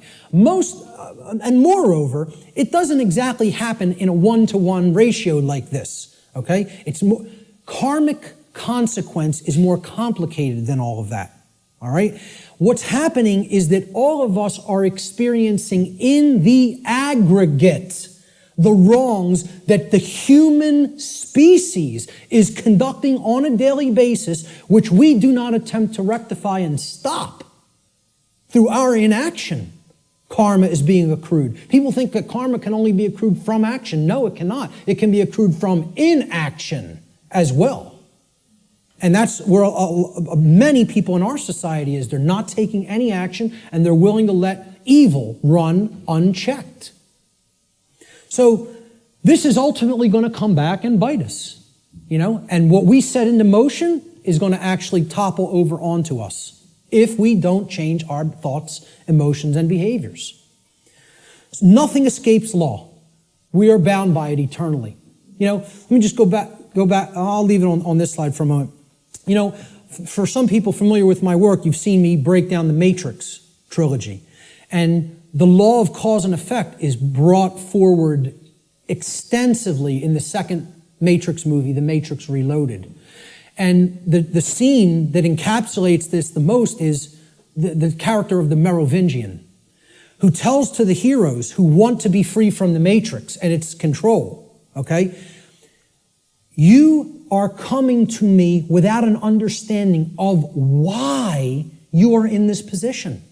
You don't understand the causal factors that have led to the current conditions that are in place. Therefore, you are coming to me with no power to effect change. You are powerless. So why should I help you? You're powerless because you lack knowledge and understanding of what set these events into motion. Why? The question why, he says, why is the only source of real power. Without why, you are powerless. He's talking about cause and effect, and he says it specifically. Causality, he calls the only real truth. And this is the villain. The words of truth come through it's a big technique in Hollywood too. The words of truth are spoken by the villain in the movie or in the series, okay? But if you listen, and there is a twist, a dark twist to what he says. He says free will is like an illusion. No, it is not. That's where the dark occultist is trying to trip up the heroes. There are both free will and natural law. He tries to say free will the Morpheus character says to him, everything starts with choice. And Morpheus is correct. Our choices set that causality into motion before it becomes an effect. And the Merovingian tries to tell him, no, there is no free will. That's where the dark occultist will give you the bulk of truth and then poison it with that one thing he wants to get you to accept. Okay? So the next thing that needs to be understood is the two planes. All right? There's the plane of effects and then there's the plane of causes. No power to affect any change lies on the plane of effects, which is the physical manifested reality. Again, what already is, nothing can be done about. What already is, you cannot change. You cannot change the past. You can change what it is starting now and make sure that it gets changed in the future. But right now, what is the truth, and all you could do is accept that or reject it. You can't change the past. So the physical world that is manifested up to this point happened because of things that occurred in the past. The causes happened in the past. Nothing you can do about that right now. Okay? The plane of effects, or the physical world, is where manifested realities have already occurred, have already taken shape, have already formed, due to their underlying causal factors. The plane of effects constitutes that which has already occurred. As such, no power to effect change lies here, because that which has already occurred cannot unoccur. That which has occurred can't undo itself. It happened, it's already done. It has become that which is, or truth. Human consciousness seems to be trapped upon the plane of effects, meaning that humanity as a whole remains ignorant of the underlying causes which they themselves have set into motion and which lead to self-inflicted suffering in their lives. So if you're trapped at this level, what you're doing is you're looking at the symptoms, and you're stuck looking at the symptoms. Okay? This is everybody. Oh, there's a political solution to this. We need to vote in the right people. Oh, there's a financial solution to this. We just need to set the right monetary policy. No, there's a scientific solution to this. And technological advancements are going to be made that suddenly save ourselves and make the world any different. And they think all of this is going to be done while slavery is still in place. Well, again, good luck with that. And let me know how it works out. Okay? I speak at free energy related events. I work with the Tesla Science Foundation. I speak at MUFON-related events that talk about disclosure of extraterrestrial presence, okay? Both of these communities don't understand. The things that they say they want are impossible. And I'm going to start talking about them in this way more openly, because I've kind of like given them some soft teachings, and I think they need to hear it a little bit more harshly, because both of these communities are not talking about morality to the extent that they need to. They think we're going to have free energy, but nothing's going to change as far as the social structure of the world goes. We'll just develop free energy and that'll magically save us. We'll still have slavery, but free energy will be here and the world will be a magically better place.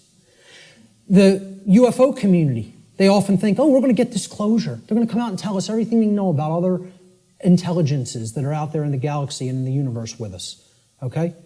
And they think they're going to get that in a climate of slavery. Well, good luck with all those things. You got to take down the existing structure first, okay? People think, oh, we got to build the new world while the old one decays. You have to destroy the existing power structure with the power of truth before anything new is going to grow here. Because this place is a garden full of weeds, of poisoned ideologies and completely erroneous belief systems that have no bearing on truth whatsoever and cannot get us what we say we want. Until those thoughts are changed, don't expect the results you want. So to the free energy movement, I say you're never going to get free energy in a climate of slavery. To the UFO community, I say you will never get disclosure in a climate of slavery. Slavery has to end first. Then you could get what you say you want. So, again, no power to effect any change lies in the world of effects. Cannot be done. You are rearranging the deck chairs on the Titanic while it sinks. You're not creating any change doing those things. because the underlying causes aren't changing. And the underlying causes are how we think, how we feel, and how we behave. And no one wants to look at that. They want to think all those things can stay in place and I can magically get what I want. I want to keep my hand over the fire, but I don't want it to burn and blister. Well, enjoy. See, find out what you get when you do that, because that's what we're doing when it comes to natural law. So let's look at the plane of causality. This is the other plane. This is the mental realm, the mental world. Again, according to the law of mentalism, the first principle of natural law, everything that manifests must first manifest in mind before it can manifest physically. So again, if the plane of causality is the mental world that's generating the causes in mind, okay, everything is happening there first, and then it is trickling down to the physical domain. It is manifesting in the physical domain only after it has manifested in the mental world. The plane of causality is where causes are set into motion prior to those causes manifesting as formed realities in the plane of effects. This plane of causality constitutes the causal factors, the why, which underlies and precedes all manifested things and events. All power to effect change lies on this plane of reality. Human consciousness must move away from the plane of effects and to the plane of causality in order for human beings to understand the causal factors of the conditions which they are collectively manifesting in their lives. Only then will humanity be able to co-create their shared reality on a conscious level, meaning with an understanding of how natural law operates, rather than on an unconscious level, meaning that we don't understand how natural law operates. And I just look at it in a simple graphic, in a simple, chart or graph. This is the higher realm. This is the world of causality, the mental world, the why, the underlying causal factors, okay, that precede conditions which are manifested. This is where our consciousness has to go, because this is where all power to effect change is at, in the understanding of why that manifested to begin with. So these are the symptoms. This line could be looked at as the diagnosis. You have to make that diagnosis and get to the underlying causal factors that lead to the symptoms. Okay? The plane of effects, on the other hand, meaning the physical world, is the manifested realm, that which has already occurred, that cannot be undone. At least in the present moment. You could start in the present to undo it in the future. But as far as the present moment and all moments in the past go, you're not changing that. That's truth. That's what is. Okay? That's already manifested. You can't change it. No power to effect change lies in continuously analyzing the symptoms. You got to do that long enough that you know where the problem's at. You've made the diagnosis. Now you can get to the causal factors and start going to work changing those causes. Okay? Unfortunately, this plane, the plane of effects, seems to be where human consciousness in the aggregate is trapped. It can't seem to get past there. Even if it recognizes the problem, it wants to keep describing the problem. It wants to keep describing the prison. It doesn't want to look at the causal factors because it's afraid of what the causal factors are. It doesn't want to acknowledge the causal factors lie in how we think, feel, and act, and until those things are changed, the external manifestation cannot change. That takes responsibility. The final principle of the 7 principles of natural law, at least the formalized ones, are gender. Again, I'm going to talk about an 8th lost one. Gender exists in everything. Everything has its masculine and its feminine components or principles. We've already seen that when it comes to the human brain, consciousness, worldview, etc. Gender manifests on all planes of existence. Spiritual, mental, physical, everything. Okay? Very simple concept. What I want to briefly talk about is mental gender. Mental gender is the state of coexistence between the masculine and feminine aspects of the mind. Again, we've already looked at this. We looked at the breakdown of the physiology of the brain, at least of the higher order part of the brain, the neocortex. Our left brain hemisphere largely facilitates the masculine aspects of the mind, or the intellect, logic, analytical thought, linear thought processes, while the right brain hemisphere largely facilitates the feminine aspect, or intuition, meaning creativity, compassion, and holistic thought processes. This next section is what I call the lost principle. This is the 8th principle of natural law, which binds all of the other principles together. Okay? It is what I would call the encapsulating principle. Okay? It's the container inside which all the other principles fit very nicely and neatly. However, it's lost because we're not exercising it. See, we already looked at 1, 2, 3, 4, 5, 6, 7 principles of natural law. And there they are represented by these circles overlapping each other. Okay? Can anybody see an 8th circle anywhere? You got it. Correct. Here's the 8th circle. And this might look familiar. You might have seen this somewhere. Okay? This pattern is called something. Does anybody know what this pattern is called? What is it? Not the flower of life. The seed of life. The seed of life. Okay? Now, what happens from a seed? It grows. It generates something. It creates something. A seed has an outer casing, an outer shell. Okay? That if you're going to get to the inner core of it that contains all of the creative, genetic, generative material, okay, that shell has to be there and intact. You break the shell of the seed, the creative essence of the seed is going to be gone. Okay? Now, what is that principle? Here's what that principle is. It's the 8th, or what I call the lost principle. And it's the thing that has to be present in order for any change to manifest itself.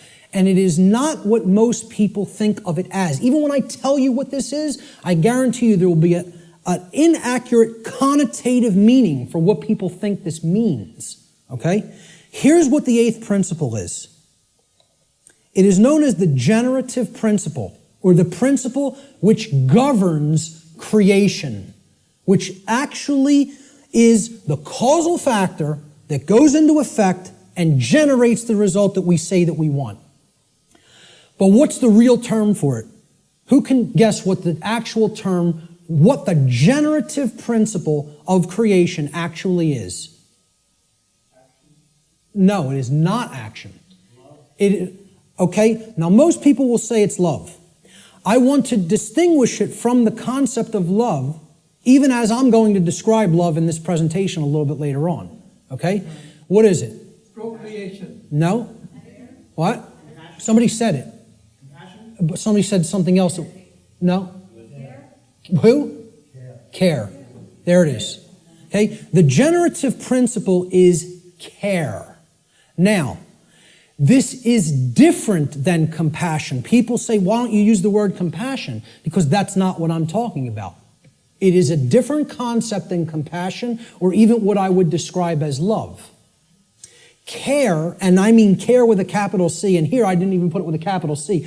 I'm just putting it in all uppercase. All uppercase care. Distinguish this from care with a lowercase c. Okay?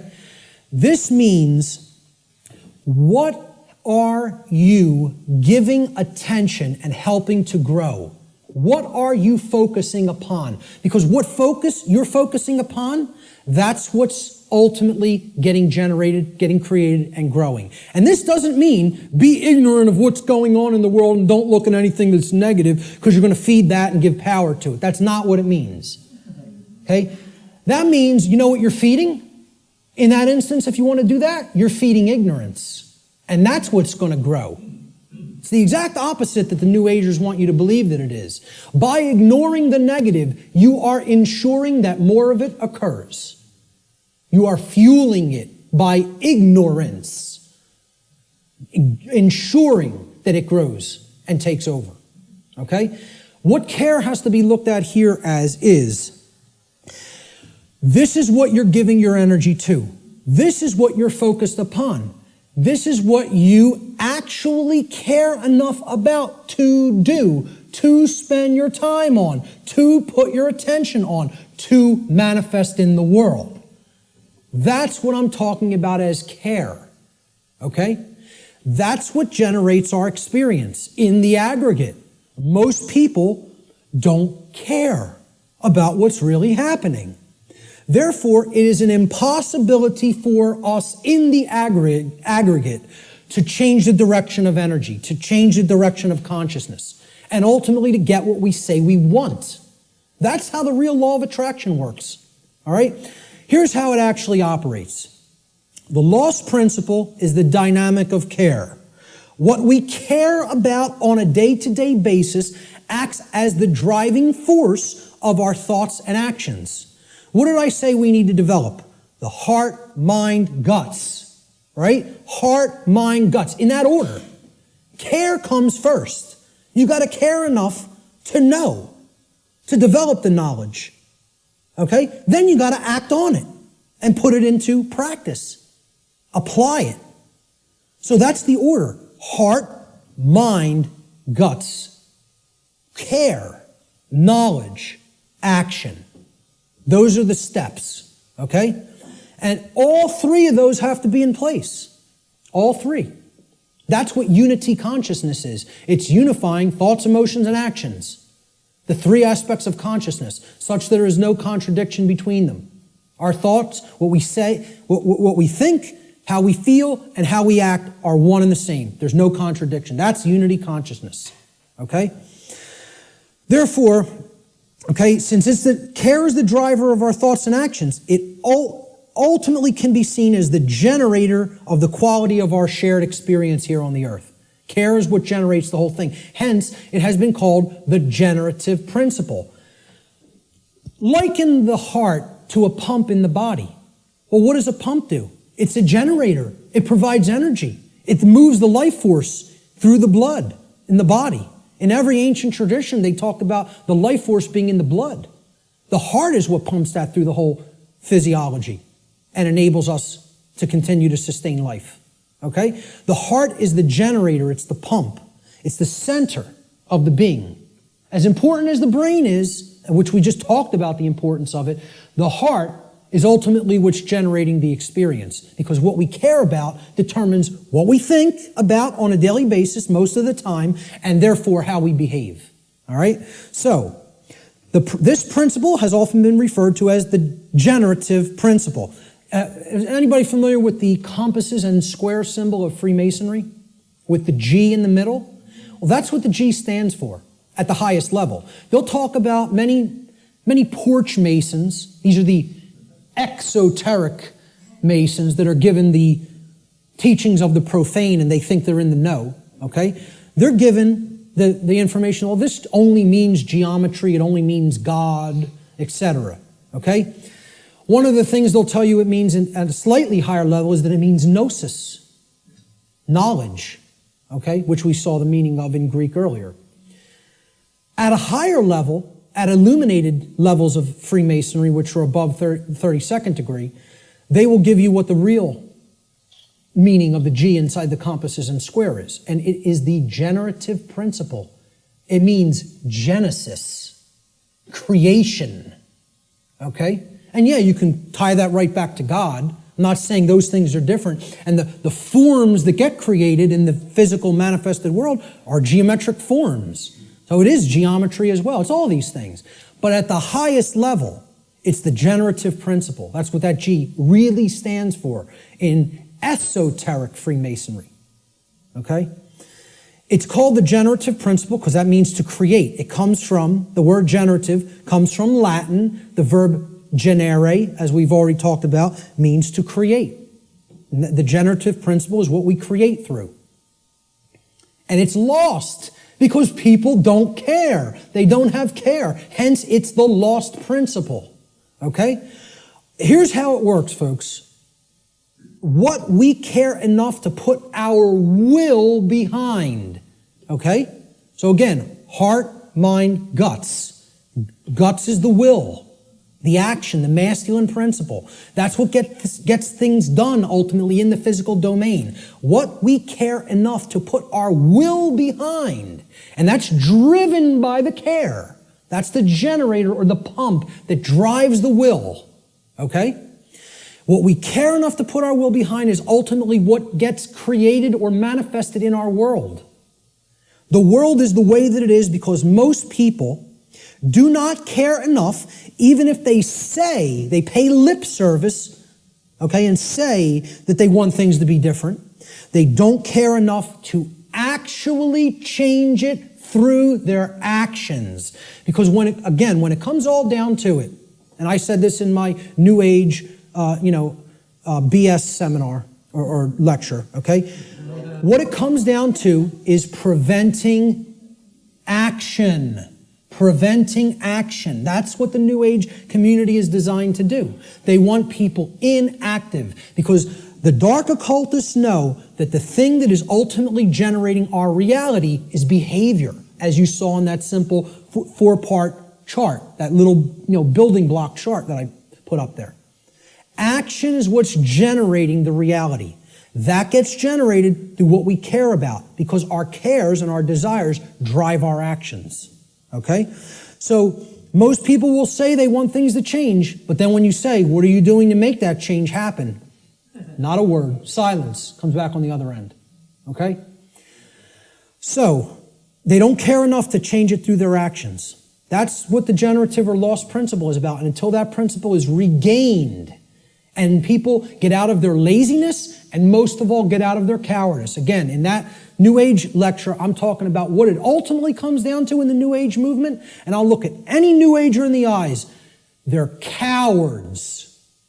Cowards.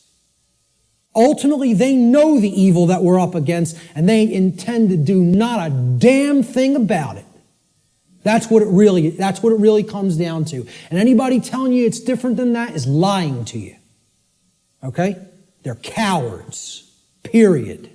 And I'll say it right to any of their faces. Anything I say up here, anybody that believes in that nonsense, come and bring them to me. I'll tell them right to their face. Straight and open, just like I said it here. Because I don't care. I don't care about their nonsense. I care about what's real. Okay? So, I'm telling you, this religion has to go. It's got to go. If people are going to make real change happen, the idea that it can't be done that it can be done without taking actual real-world action has to be purged from human consciousness.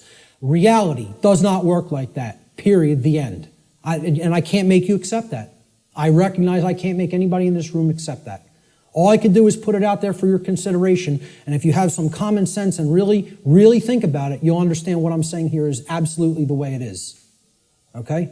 Many people want to deceive you through these religious notions, okay? Which is all about getting people to stand down and accept their chains.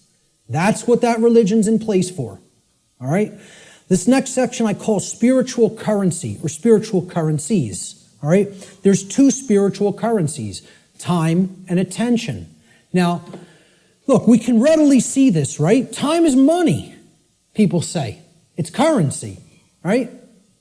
What am I going to spend my time on? What am I going to pay attention to? Pay attention. You pay for something, you get something in return when you pay for something, right?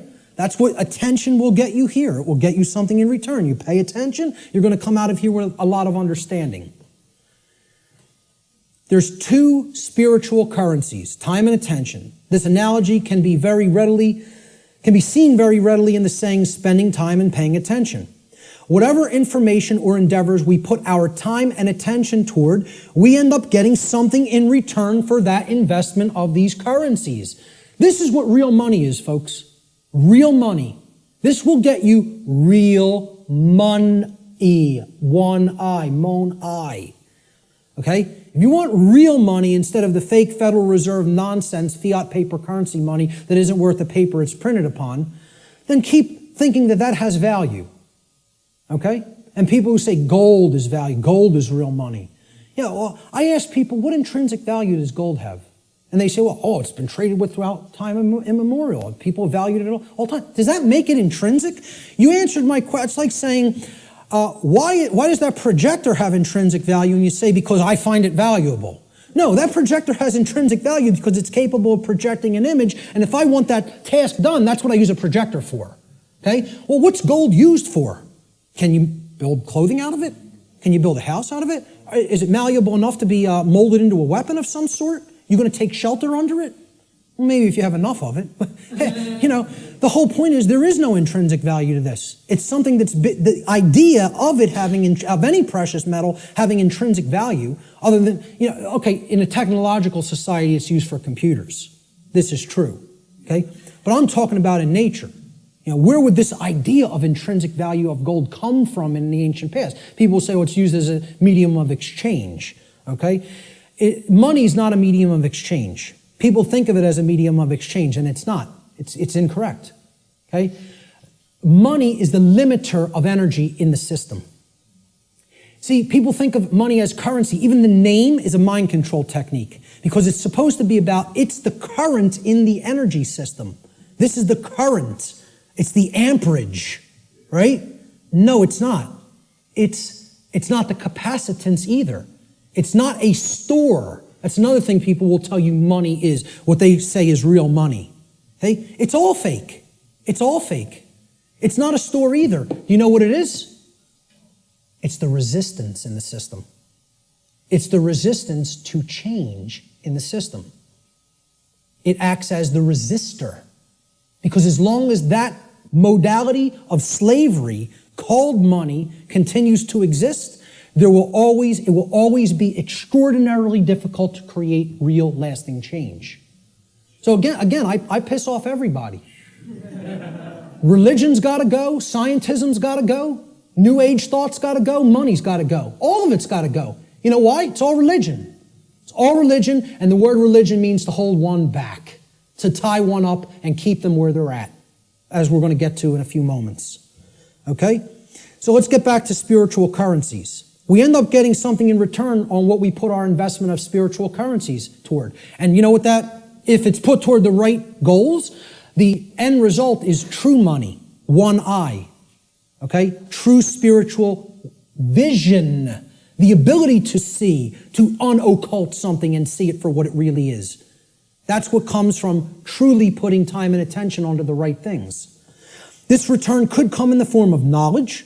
It could come in the form of understanding. It could come in the form of skills, expertise, and empowerment. But only if we invest these two spiritual currencies wisely. And let me tell you something, folks. That's why most people don't have any money. They got nothing to pay for it with. See, you pay attention and you get money. You spend time and you get money. I'm talking about the real thing. Cool.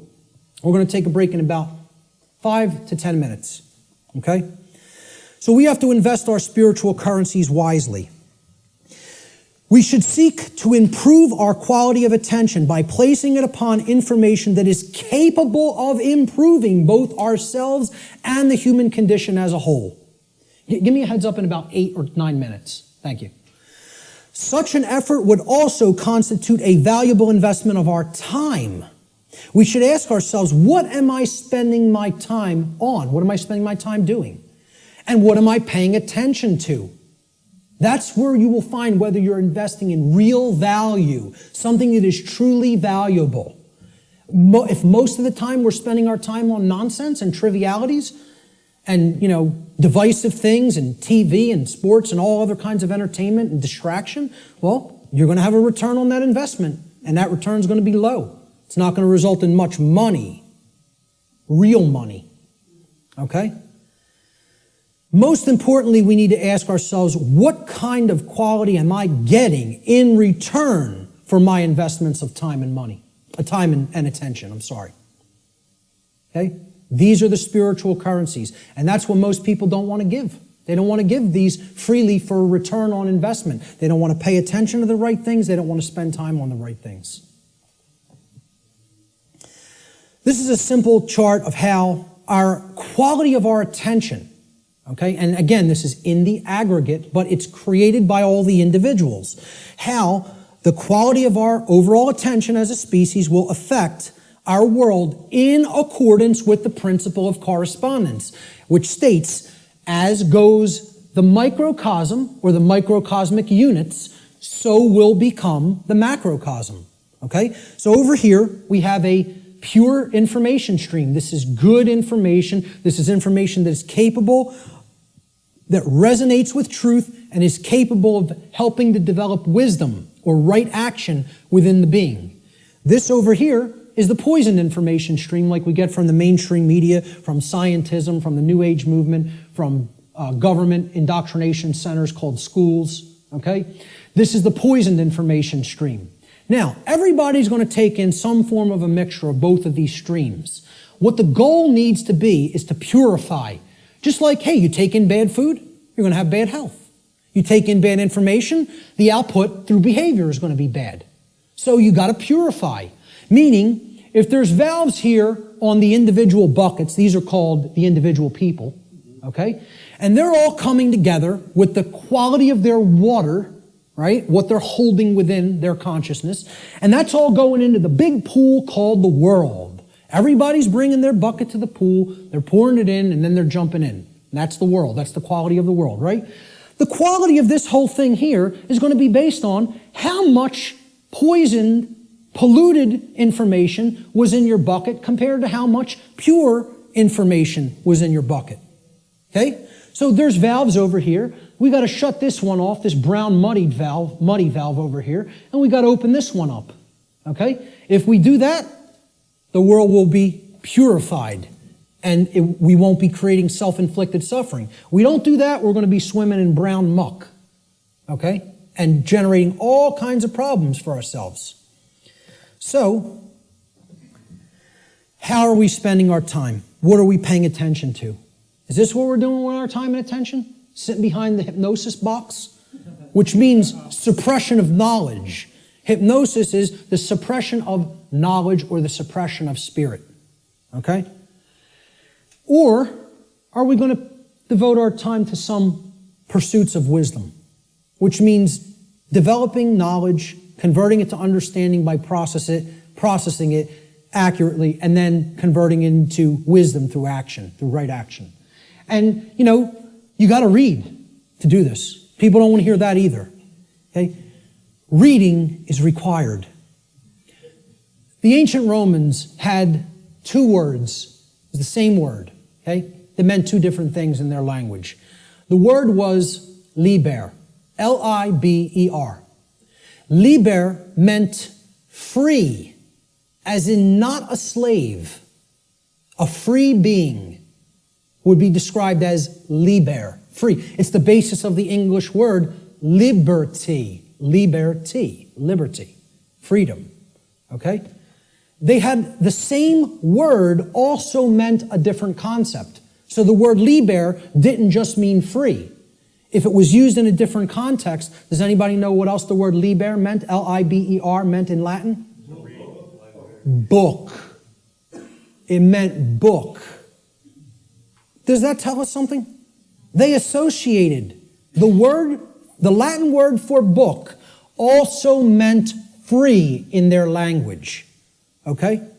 And again, liber is the basis for the word library. Okay? Library. Okay? Where you can go to become free if you read the right books. And again, the world is our library now. We've reunited all the parts of the big library that were cast to the four corners of the earth. The mystery traditions are available at your fingertips now, which hasn't been the case at any time in human history. And what are we doing? We're playing Farmville on Facebook. So we have to ask ourselves, what are we spending our spiritual currency on? And are we investing it wisely for a return of real money, which is actually spiritual enlightenment? I'm going to take a quick break right there, and we'll pick it up with the next section in 10 minutes. 10 minutes, right back here to continue. Thank you.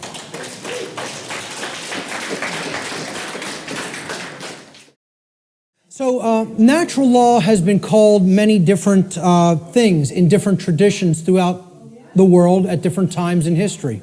Let's look at what some people have called it. It's been called the law of cause and effect, or the laws of cause and effect.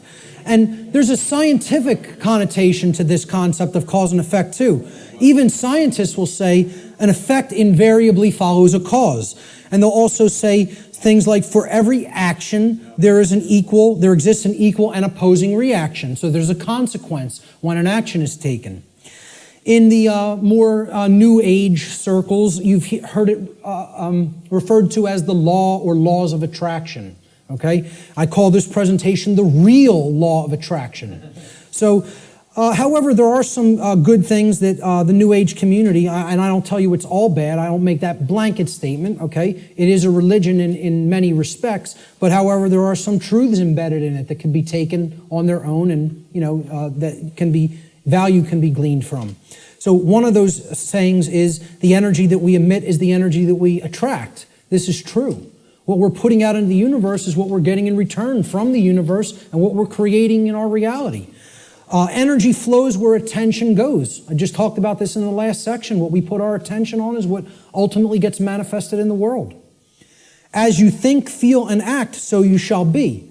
Some of the teachers of different variants of law of attraction teachings have only put the first part in that. As you think, so you will be. No. As you think, feel, and act, so you will be. And most of all, as you act, so you will be. Most of all. Okay? So, it's been called karma. It's been called moral law, as I talked about before. And this is, captured beautifully by the phrase, what we sow, we reap. The seeds that you scatter, that's what's going to grow, and that's the fruit that you're going to harvest. So, a very accurate way of looking at it. Again, it's been called consequentialism. That's another thing I could put into this chart. In other words, that there is free will, but there is no free will without consequence. That's called consequentialism. That would be another very accurate way of referring to natural law. And finally, the golden rule, it's been called. Okay? And it's been stated in the affirmative as, do unto others as you would have done unto yourself. I find this much more powerfully stated in the negative, or what I call the apophatic variant. And we'll talk about what apophatic and apophasis means in a few moments. I think it would have been much less ambiguous, the golden rule, if it was said like this. Do not do to others as you would prefer not to have done unto you. Now the ambiguity goes away because people want to be treated slightly differently. Hey, a masochist might want to get beaten by a sadist. Okay? But that doesn't mean, do that to others because you like it. But people know what they don't want. They don't want their rights taken. They don't want their property taken or damaged. They don't want to be harmed in their person. They don't want any of those things. They don't want to be lied to. They don't want to be deceived.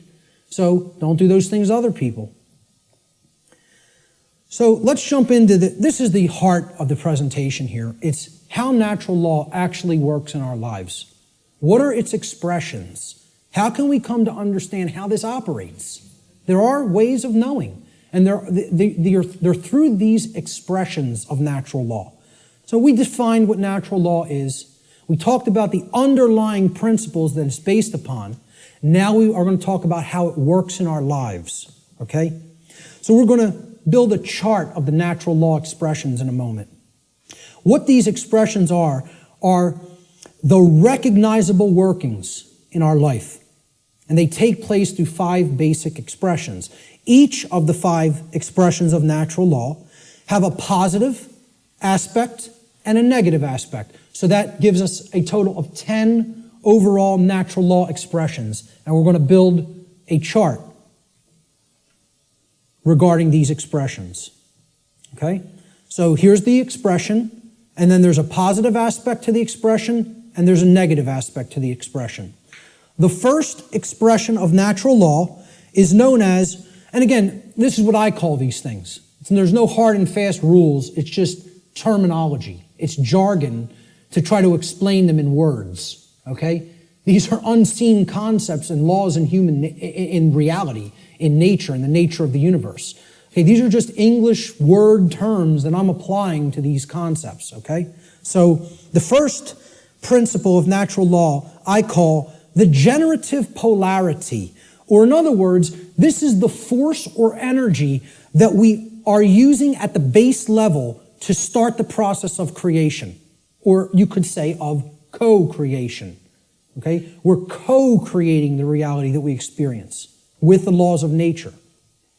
So you could look at the first first expression of natural law, which is the generative polarity, as the force that we use to set all of the other events which are to come, which are to manifest in our lives, into motion. Or in other words, what we use, the force that we use to generate or create the quality of our experience. That's the generative polarity. The positive expression of the generative polarity is love.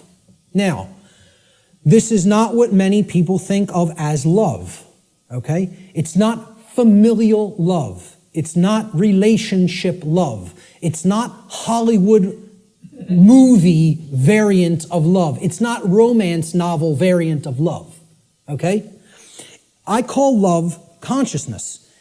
Love is the force which helps us to expand consciousness and become open to truth if we are in it. If we are in that vibratory energy, we become open to truth. All right? So here's what it looks like visually. I try to put a visual aspect to all of these concepts, okay? And people would think I'm going to put two people together kissing or hugging or something like that, okay? Love is inside each individual if it's present, okay? It doesn't depend on any other person. You can express love with another person, and there's no problem with that. I'm not saying that's a bad thing. That's a great thing if it's present in your life. The capital L, capital O, capital V, capital E definition of love that I'm giving here is not that. It is this force that opens up our consciousness. It's the flowering expression of consciousness, okay? So how I word this is the positive aspect of the generative polarity, the first expression of natural law, is love. In regard to natural law, love should be seen as the expansive force for consciousness. It is the force which helps us to become open to truth and expand our awareness.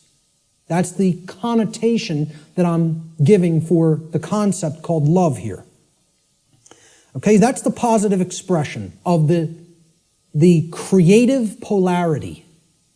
Now, the negative expression of the creative polarity is the exact opposite of love. So people will automatically think, well, that's hate. And it is not. Because the thing that puts consciousness in a box and prevents it from growing and keeps it where it's at is what? Fear. There it is. Fear. Fear is the basis for unconsciousness. You cannot be unconscious of anything in particular unless you fear it. Okay, that's what shuts consciousness down. And here's my visual for it. Fear. I don't want to look at that. That's too horrible for me to contemplate. That can't be true. I don't want that to be true. That's all fear. Okay? The negative aspect of the generative polarity is fear. Fear is the contractive force for consciousness. Fear is the force which influences us to become closed to the truth, and it is the force which ultimately shuts down our awareness. That's why so many people are unconscious, because they are fearful. They are fearful of the responsibility that comes with knowledge, and most of all, they are fearful of having to act based upon knowledge, because that requires courage. The second natural law expression is the initiating expression, what I call the initiating expression, just my term for it. Okay? The initiating expression is the first stage of tangible and recognizable results which we produce in our lives after we have, quote unquote, set the ball rolling, okay? Set the dynamic in motion by choosing between the generative polarities of either love or fear. All right? So, we choose love and something starts to happen. We become open to truth, right? Well, love is the expansive force for consciousness that opens our minds to the truth and awareness. So what do we gain as a result of accepting or existing in the vibratory energy called love? We gain knowledge, which is the acceptance of truth. Since love opens us up to truth, knowledge is its reception. It is the receiving of truth. We come to know, okay? So that's how it starts. I call this the initiating expression. Now, of course, there's a negative initiating expression if we are existing in the vibratory dynamic of fear. That would be the opposite of knowledge. What is it? Ignorance. Right. Okay, now, this is what I put forward as knowledge. This is my imagery for knowledge. Okay? That's a being who knows themselves. And as the mystery traditions of Greece put forward at the Delphic Oracle, know the self and you will know the universe. In other words, know the microcosm and you will know the macrocosm. Know thyself. The positive aspect of this initiating expression is knowledge or the acceptance of truth. Knowledge positively influences the quality of our lives because it positively influences our decision-making processes that lead to understanding in every area of our lives. You want to know how something works and ultimately create something good? You have to have knowledge. You want to know how a car works? Keep it running in good order, you have to have knowledge. You want to know how a computer works? Keep it running in good order, you have to have knowledge. You want to know how the human psyche works and keep it running in good order so the conditions on earth manifest the way you want them to manifest? You got to have knowledge. Not getting out of this condition without learning. Learning is the key, it's the answer.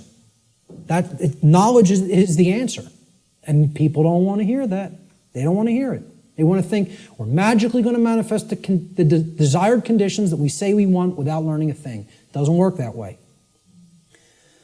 So again, the negative initiating expression is ignorance. Ignorance is the refusal of truth. It is the refusal to gain knowledge. Okay? Because we are in fear. So here's what I put as the image for ignorance. The population that is hypnotized, that wants to keep paying attention to nonsense and trivialities, feed themselves tons of GMO food that is crap for the physiology, Pay attention to distraction, entertainment, mainstream news and media, It's all there to just shut the consciousness down and keep people in a depressed psychological state and keep them in a state of psychological infancy. The negative aspect of the initiating expression of natural law is ignorance, or the refusal of truth. Ignorance negatively influences the quality of our lives because it negatively influences these decision-making processes that lead to understanding in every area of our lives. If you're ignorant about how anything works, you can't create the desired condition. It's just not possible. It's important to remember, again, that ignorance should be distinguished from nescience, which means not knowing because necessary information is not present or was unattainable. Ignorance, on the other hand, means not knowing even though necessary information is present because that information has been willfully refused or disregarded. And again, to keep us in ignorance, they don't need to hide the information anymore because it's not hidden anymore. It's out. And once again, it's available at your fingertips for free if you have the desire to take it in. But now, the manipulation mechanism that is used is dissuade people from looking at it, provide endless entertainment, provide endless amusement, provide endless distraction, and say there's nothing to any of that stuff. That's just some old crazy religion that you don't need to understand. It's no different than any other religion, believing that natural law exists. Okay? That's what people will insist on telling you. So people will be dissuaded from ever looking into it, and they'll disregard it of their own choice. Thomas Jefferson said that if a nation expects to be ignorant and free in a state of civilization, it expects what never was and never will be. Freedom and ignorance are antitheses of each other that can never coexist simultaneously. That is an impossibility in natural law. I'm going to put up a couple other quotes on ignorance. Samuel Adams said, "No people will tamely surrender their liberties, nor can any be easily subdued. When knowledge is diffused," that means it's everywhere present, "and virtue is preserved," meaning morality. On the contrary, when people are universally ignorant and debauched in their manners, meaning purely selfish and only worried about themselves, they will sink under their own weight without the aid of foreign invaders, meaning the society will turn inward on itself and collapse and destroy itself just based on the fact alone that the population is ignorant and they are ensconced in moral relativism and other forms of debauchery and just self-pleasure as their highest virtue, their highest desire. Socrates said that the only good is knowledge and the only evil is ignorance. And this is a quote I'd like to be remembered for. "Willful ignorance in the presence of knowledge is the measure of a bad person." And people will say that's extremely harsh. That's true. That doesn't make the statement untrue. The statement is true as well. It is a harsh statement. See, people in my family will ask me, why don't you have anything to do with me anymore? I've deliberately cut off many members of my own family. Okay? Because many members of my own family say, I know what's going on and I don't care. I don't intend to do a damn thing about it. I'm worried about me, myself, and mine, and I don't care what's happening in the world. Well, you know what that's called, folks? That's called a bad person. Let's not mince words. Let's not euphemize. Let's call it what it is. That's called a bad person. And I don't want anything to do with bad people in my personal life. I don't hang out with bad people. I try to surround myself with good people who care. Because they're co-creating wisely. Okay? I tell family members who I've cut off association with, because you do not care is what makes you a bad person. I don't want anything to do with you until you start caring about what's going on in the world. Then we could talk again. And I'll welcome you back with open arms and forgive you. But not until. You want to stay in that level of consciousness? I want nothing to do with you. I don't want to be around people like that. They're bad influences, and they do bring other people down. So I'll still put out the information. It's there any time for free that they want to go and engage it. And I tell them all, anytime you want to ask me and come over and engage directly with me, I'll make the time for you. But until you want to do that, until you develop that desire, I don't want to be in your presence. Okay? So maybe, I don't know if that's going to be effective. I don't know. And guess what? I don't care whether it's going to be effective, because I'm not going to surround myself with bad people until they decide I want to make myself a better person. Then I'll engage them and speak the truth to them. But until then, I'll put this out there for all for free, and they can engage it any time they want. But in my personal life, I can't make time for that. I don't have energy for that. I barely have energy for this. An anonymous quote, I believe this was from some internet forum. I don't know what the gentleman's name was, but it was a great quote. Ignorance is the root cause of all evil. And since only knowledge eradicates ignorance, it is our duty and moral obligation, there's that term, to educate ourselves as well as the masses around us. That's a moral obligation if you're in a position of knowledge. And once again, that's why I do what I do. I don't do it because I like people. Believe me, Barb will tell you how much I like people. I don't do it to make friends. I don't do it to make money. I do it because it's a moral obligation and for no other reason. I don't serve people. I serve truth. Truth is the force which I serve. And I bend the knee to no other. That's it. That's it. So great quote on ignorance there. Great few quotes on ignorance. Let's look at the next expression. The internal expression is what happens inside of us, very simply. So now, we've started creating with a polarity. Something has happened in the world, either acceptance of truth or refusal of truth. Now something's going to take place inside of us, right? So look, this level is that knowledge level, right? This is the base consciousness level. You could look at, that's the foundation. Remember that 4-block diagram, right? You could look at this, here's the foundation. This is the foundation that lies underneath the trivium, right? Okay? That's as deep as it gets. Consciousness or unconsciousness, love or fear. That's what everything is a choice about, between, right? Now here's that first block. Knowledge or lack thereof. Knowledge or ignorance, right? And you can see these polarities are like that concept of, the polarity aspect of the natural law principles, okay? There's one thing that's real, and then this is the illusion, okay? These are two aspects of the same thing. This is consciousness, and this is its lack. This is acceptance of truth, and this is the lack of that, okay? So it's the same thing, but opposite in degree, which is why they're the same expression. Now, what happened after knowledge or lack thereof? We went up to understanding, right? So that's what this level is. Understanding happens internally, right? It's an internal process, all right? So the positive aspect of the internal expression is when we come to understand through developing the knowledge and the acceptance of truth that we are sovereign.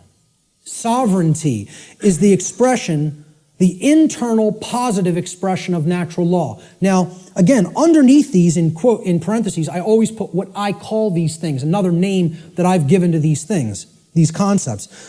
I call sovereignty internal monarchy. Internal monarchy. Now, monarchy means one ruler. Mon means one, is a prefix for one, and archon in Greek means ruler or master. So, internally, we each need to master and rule ourselves. This is our kingdom that we get to rule and nowhere else. We don't get to rule over anybody else. Many people think they're the rulers of other people, but they're wrong. Each of us is a sovereign being. Sovereignty, as we're going to see, means that you're not owned by anyone else. No one else owns you if you're sovereign, okay? So here's my expression, my visualization for sovereignty, okay? Somebody who truly has the light.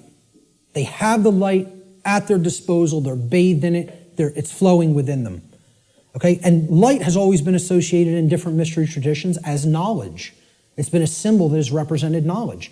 This is the person who has the knowledge and has gone through the decision making and filtering processes with that knowledge to come to an internal understanding that they are a sovereign being.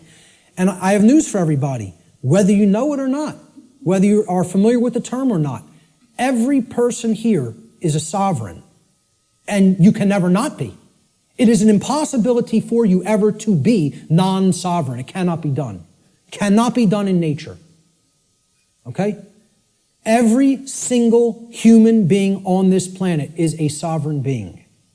And we're going to look at what a sovereignty actually means. The positive aspect of the internal expression is sovereignty, or what I call internal monarchy, meaning one ruler within. Internal monarchy, one ruler within.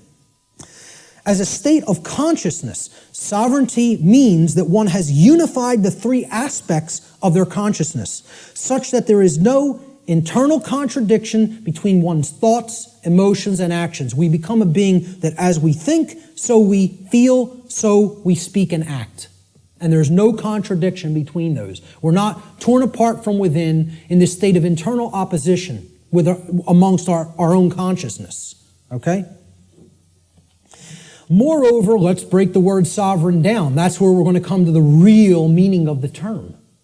Sovereign is derived from the Latin adverb super. Super means above. See, in classical Latin, there's no V in classical Latin, right? There was no V character. Actually, if you wrote a V like that, it was a U, okay? And why a double U looks the way that it is. It's two V's, actually. But that sound was U in Latin, if you see a V. There's no V sound in classical Latin. It doesn't exist phonetically, all right?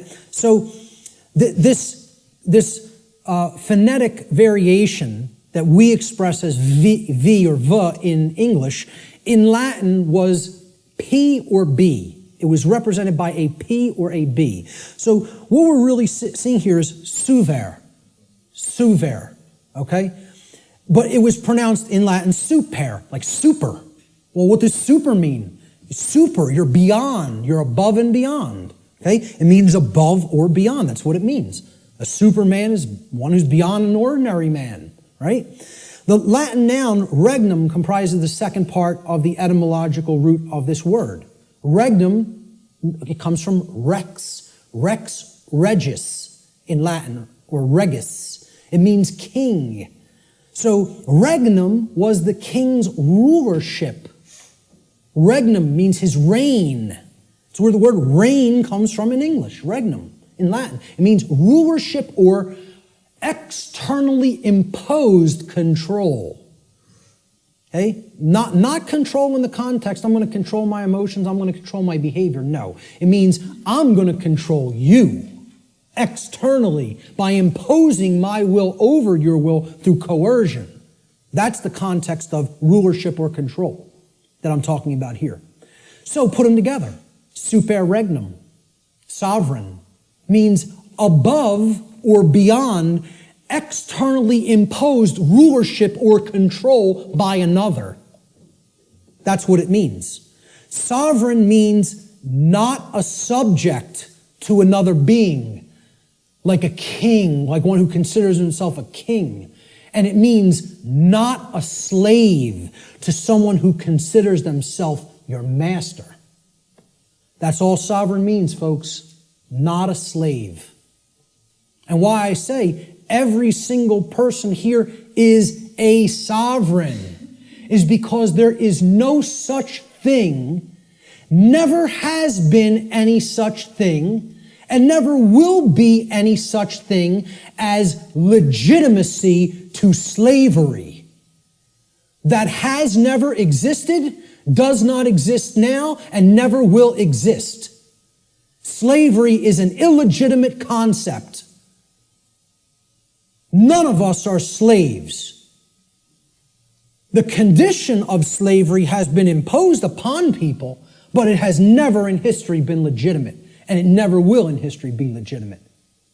So there is no legitimacy to the concept of slavery, of the rightful rulership of another being through directly imposing your control through coercion. Doesn't exist. That's a big part of what natural law is about.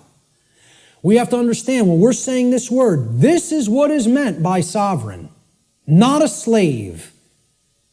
Okay, we did a study where we asked people, are you a sovereign? Like 11% said yes. Maybe, I think it was 10 or 11%. Which I thought was almost encouraging, that 1 in 10 people knew that they were sovereign beings. It was amazing. But 90% of the human population doesn't feel that they're sovereign, doesn't know that they're sovereign. I'm telling you, it doesn't matter an iota whether you believe you are or not. I'm telling you it's an eternal truth that you are a sovereign and can never be non-sovereign.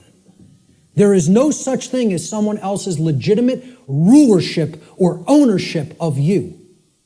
Because there's no such thing to the legitimacy of slavery, and there never has been, and there never will be. So everyone is a sovereign. A sovereign is a monarch. Again, mon means one, and archon means ruler. So when people ask me, what kind of government do you want? I tell them I want anarchy, and I want monarchy. And they're like, how could you have those things simultaneously? Because if you have internal monarchy, you can have external anarchy. See, we need to have the rulership within, and we need to get rid of the rulership without. This is the kingdom we need to master, and we need to set aside the concept of mastery and slavery in the external domain, in the physical world. Sovereignty, a sovereign is a monarch, which means a single ruler who rules only the kingdom of self. Sovereignty is a state in which one controls one's own thoughts, emotions, and actions, and by bringing them into unity or non-contradiction or non-duality, attains mastery over one's own consciousness. Sovereignty could be considered the equivalent of true self-control, true self-mastery, true self-love, or true self-ownership. It's all of these things. And ultimately, it means not a slave. That's what has to be remembered above all else. Let's look at the negative internal expression for natural law, which is confusion. Now, confusion results when we are in ignorance. That's the emotional dynamic, the feeling that takes place within the individual. This is the lack of understanding. Confusion only happens in a lack of understanding. When we have not taken in knowledge, because we are afraid, we are in fear, okay? Ignorance results, and then confusion happens internally. So look, this is remember, here's the essence, that's the foundation. This is that first stage, that first building block that we called knowledge or lack thereof, okay? This is the second building block that we called understanding or lack thereof. This is true understanding, when truth has been taken in and accepted. And this is the lack of understanding. Now, in that state of lack of understanding, we're confused. So there's no rulership within. Inside of us, there's anarchy, which means the absence of ruler, not the absence of rules, which I'm going to get into later. Anarchy means there's no ruler, no master. So if there's no master inwardly, we have a big problem. Because that means there's no self-mastery, there's no self-control, there's no self-discipline, and ultimately, there's no self-love. And that results in an understanding that we don't truly own ourselves. It would result in the absence of self-ownership, which is what we're experiencing as a species. That other people believe they own other people. This is what I found as a picture representing confusion. Someone who doesn't know themselves. Doesn't know themselves, completely attached to a ego identity. Their whole mind is all wrapped up. I believe I'm this businessman. I believe I'm this banker. I believe I'm this lawyer. I believe I'm this doctor. And that's my identity, and if something goes wrong with that, there goes my identity. There's who I am down the drain. You know? So, this negative aspect of the internal expression of natural law is confusion, or what I call internal anarchy, meaning no ruler within. Confusion is the state of mind in which the being is ruled by fear and ignorance. Confusion could be seen as internal opposition within one's own consciousness. In other words, being torn apart from within in such a way that one's own thoughts, emotions, and actions are in perpetual contradiction with each other. A thought, emotion, and action are not in alignment. As we think is not how we truly feel and is not how we act. There's total contradiction and separation. No unity amongst those three aspects of consciousness. That's confusion. The fourth expression of natural law is what happens externally in the macrocosm in society. When you have a bunch of people who are in either this dynamic within their own consciousness or a bunch of people who are in this dynamic in their own consciousness, a state results in the society at large, because the society at large is comprised of the aggregate quality of the individuals that comprise that society. All right? So, if there's love present and knowledge has been taken in and it's been understood and we understand that we're sovereign and we're expressing self-ownership and self-mastery, what state manifests in society? Freedom. There it is. Freedom can only manifest when those preceding conditions are in place. It cannot magically manifest by any other means. If we say we want to be free, this is the path we have to take. Consciousness, acceptance of truth, and an understanding of our own sovereignty through self-mastery. It can't happen any other way. It's not possible. Okay? So, this is what the picture I chose for freedom. This is actually from the cover of probably one of the greatest books I think that's ever been penned by human hands. And I've read a whole lot of books in my life. And for me to say that, it's a high compliment. Okay? I think I'm a pretty good judge of books that can impart some wisdom to people. And I'm telling you, you need to read the book, The End of All Evil by Jeremy Locke, if you haven't already read it. This is one of the cover image from that book. Very rare book. To find it physically online, if you find it at a decent price, snatch it up and give it to other people or sell it to other people. Okay? I had a physical copy of this book. I lent it out, took off. Forgot who I lent it to. It happens, right? But this was a rare book. I think it was only pressed a couple thousand, and it was never repressed. So it's a single printing or something like that. Never repressed it. Now, you'll find that book for $150, $200 in some places, right?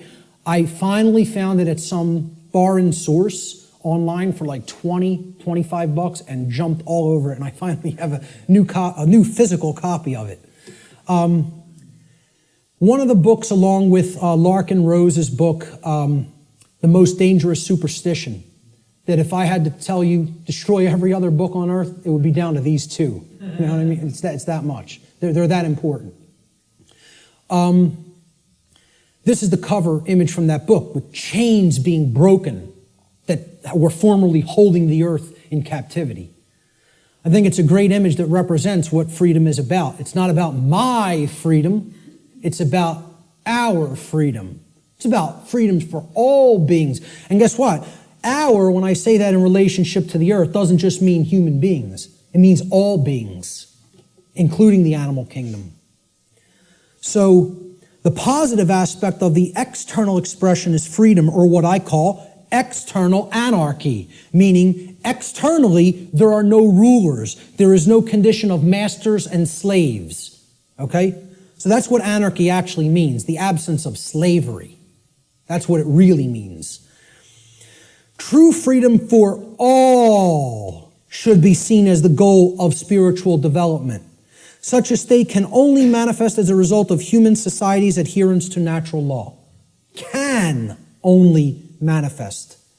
Not just will manifest. The only way it is possible for it to manifest is if we understand and adhere to natural law. Okay, so that's the positive external expression, what happens in society.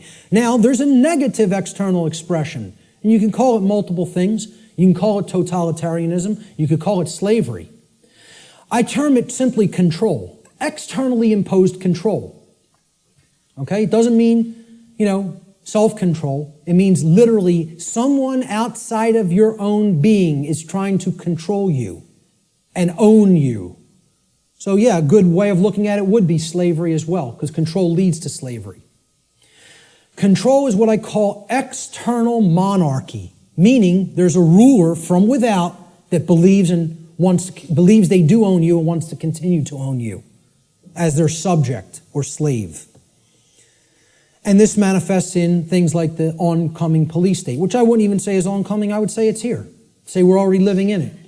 It's not something that's going to happen in the future. It's something that's happening in the present. People talk about it as something they're trying to avoid from happening. What makes people think it's not already happening? The negative aspect of the external expression of natural law is control, what I call external monarchy, one external ruler, the concentration of illusory power, in the hands of institutions like government. Control is the pathway to all forms of evil and destruction. It results when a society lives in direct opposition to natural law.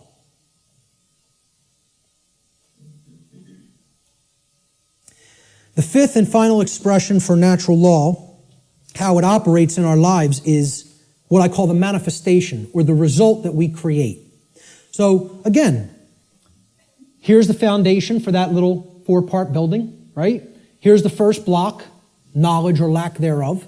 Here's the second block, understanding or lack thereof. Here's the third block, wisdom or lack thereof, which is why we're in a society that's completely based in control, because we're drowning in knowledge and having a lick of wisdom, or very, very little, I should say. Certainly not enough to go around, okay? That's the action stage or the wisdom stage, what happens externally, right?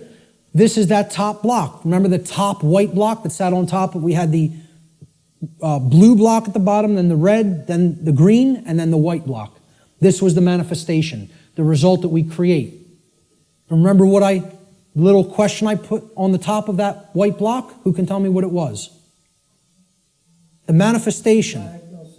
No, the manifestation was either order or chaos. What do we ultimately create? So the positive manifestation is order, or what we would call all the things we say we want. Manifested goodness, everything being okay, not creating self-inflicted chaos or suffering. This would be, we get what we say we want to get. And there's requirements for that, and here they are. There's the requirements. You got to be in this vibratory energy of consciousness. You have to accept the truth and develop knowledge. You have to have an understanding that you're a sovereign being, and you have to work toward the manifestation of true freedom. Then you'll have all the things you say you want. Manifested goodness and order in your life. And that's the only path to it.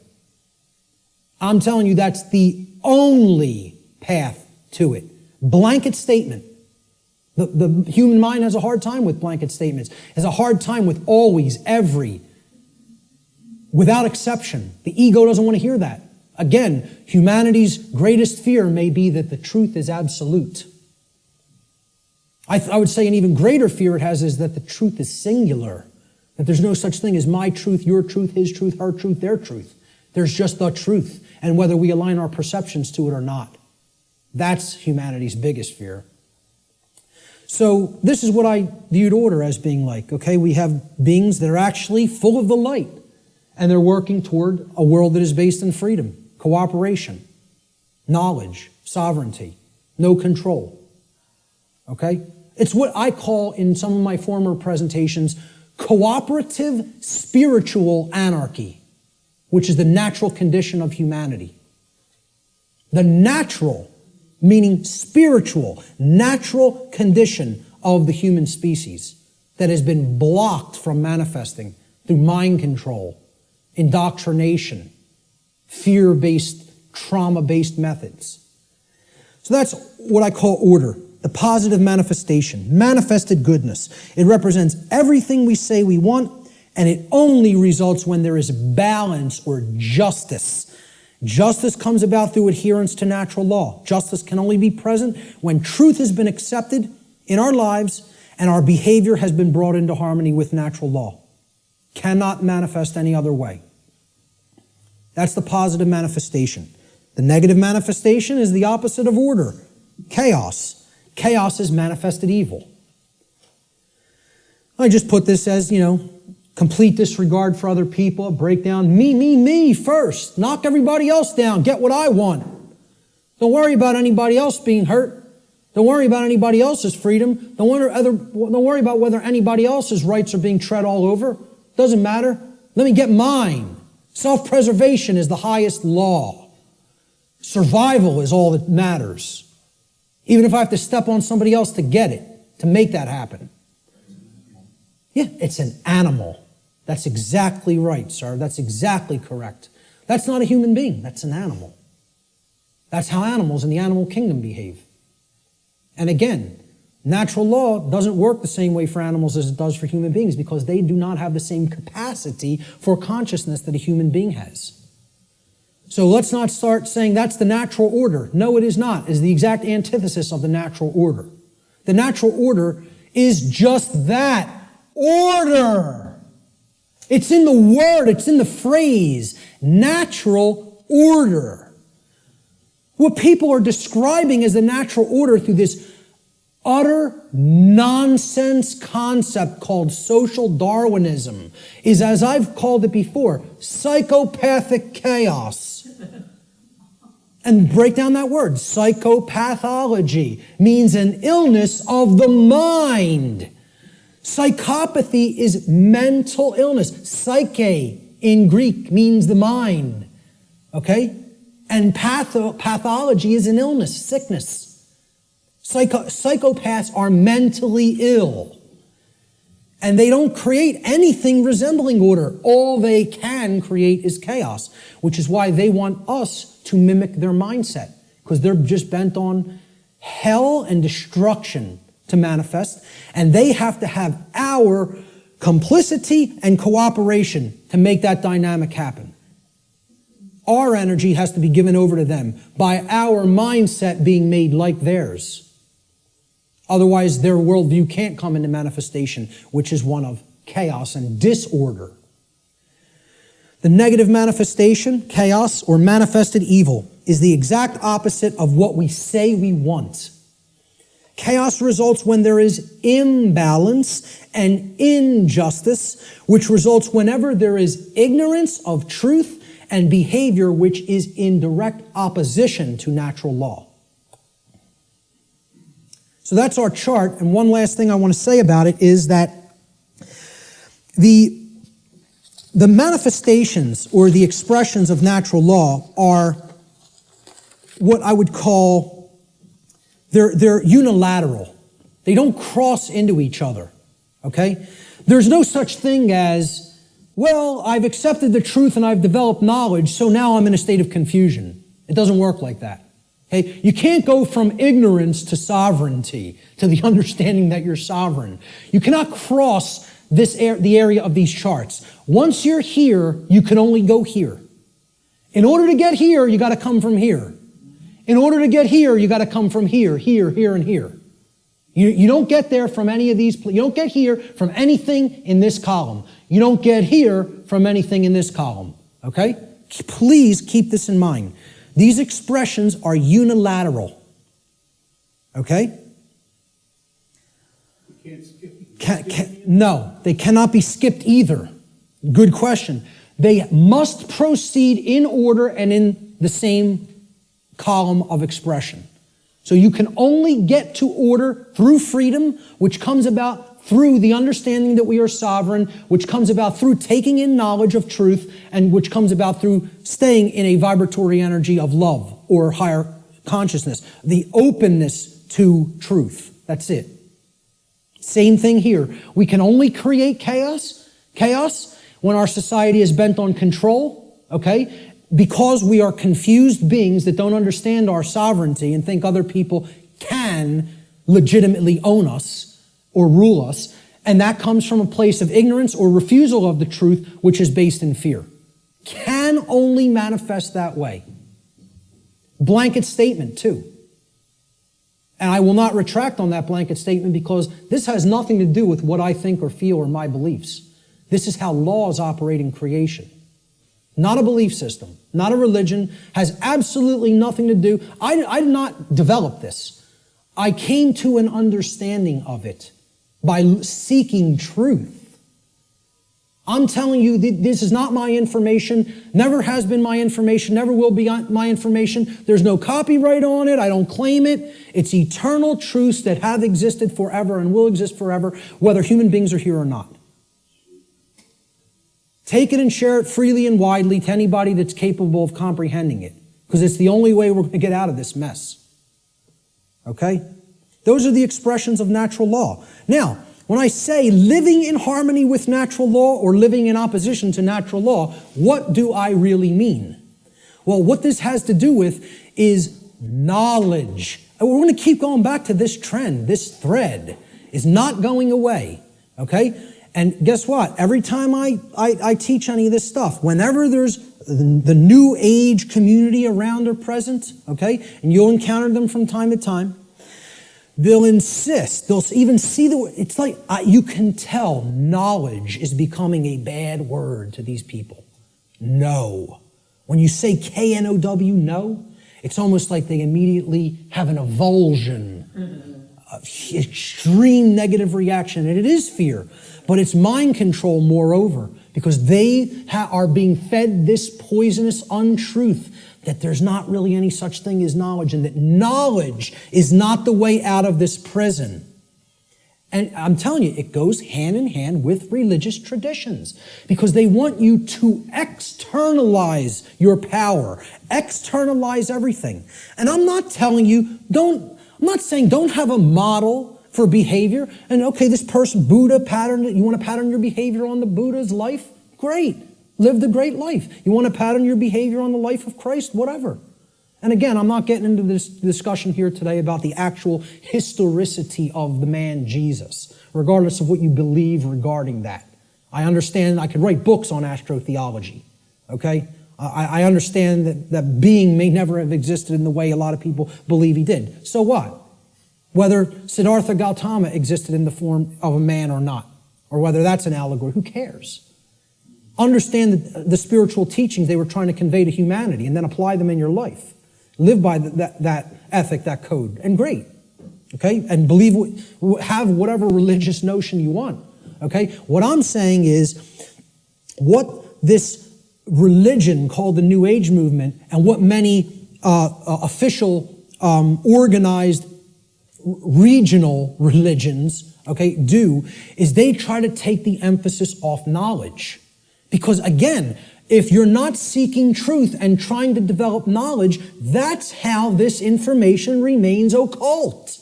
And that's how the control system stays in place. They want you to externalize your power to a deity or a guru. Once you do that, you're accepting your chains. You're saying, I have no power. Let me tell you something, folks. I'm not powerless. I am full of power.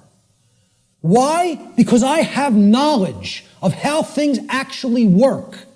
Nobody can tell me that I'm owned by somebody else and can get me to believe it because I have understanding of my sovereignty.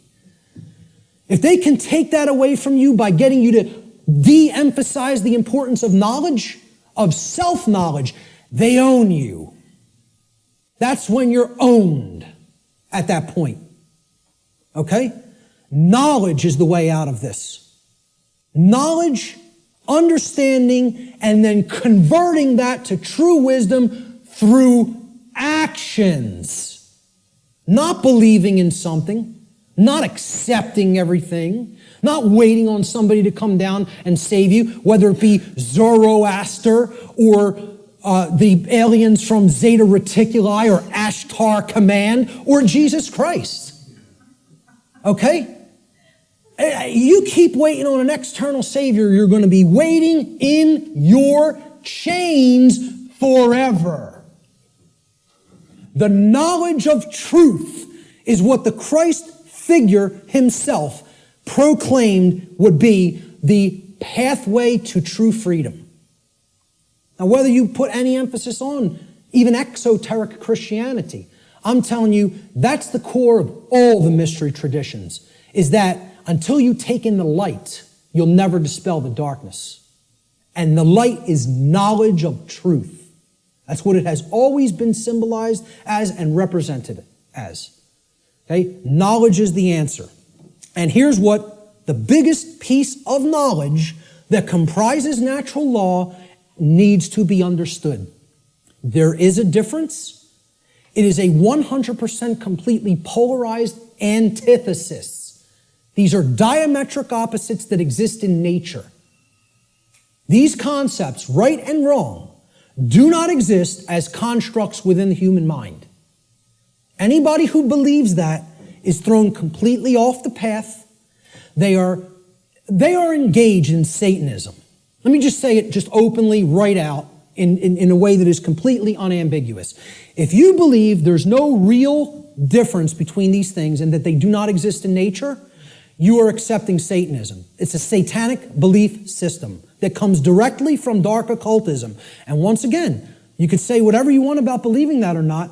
I was a priest within this religion. So if you go up to a Jewish rabbi and you would expect he would have some knowledge of the Judaic tradition, would you not? If you went up to a Catholic priest, you would say, well, he has some knowledge of Catholicism and how it expresses the Christian tradition, would you not? If you go up to a Islamic, what do they call them? Right. You know, would you expect that this practitioner of his religion, who's in the priest class of his religion, would have some knowledge of Islam?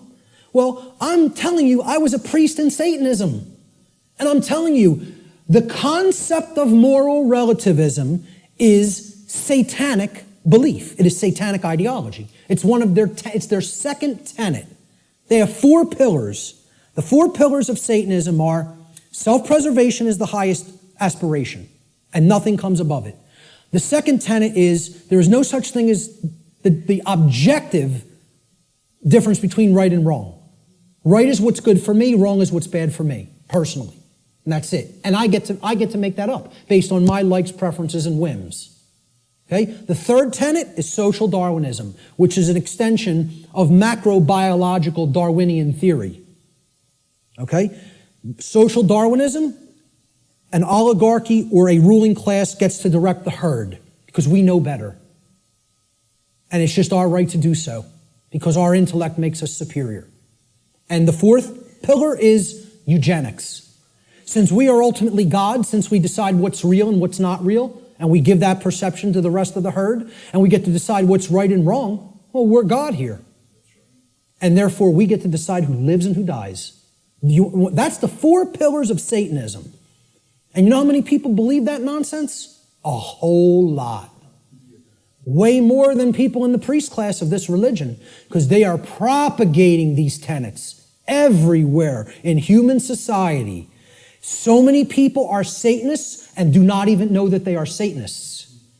It is a secret, infectious ideology. And I'll tell you a personal anecdote real quick. And I'll tell you who it is now, because I don't care anymore. My own grandmother. All right? Let's make it personal. All right? Okay? And I hope she sees it. My own grandmother, I believe was in her late 70s or maybe early 80s at the time. Okay? I think she's in her mid-80s now. And I don't speak to her anymore.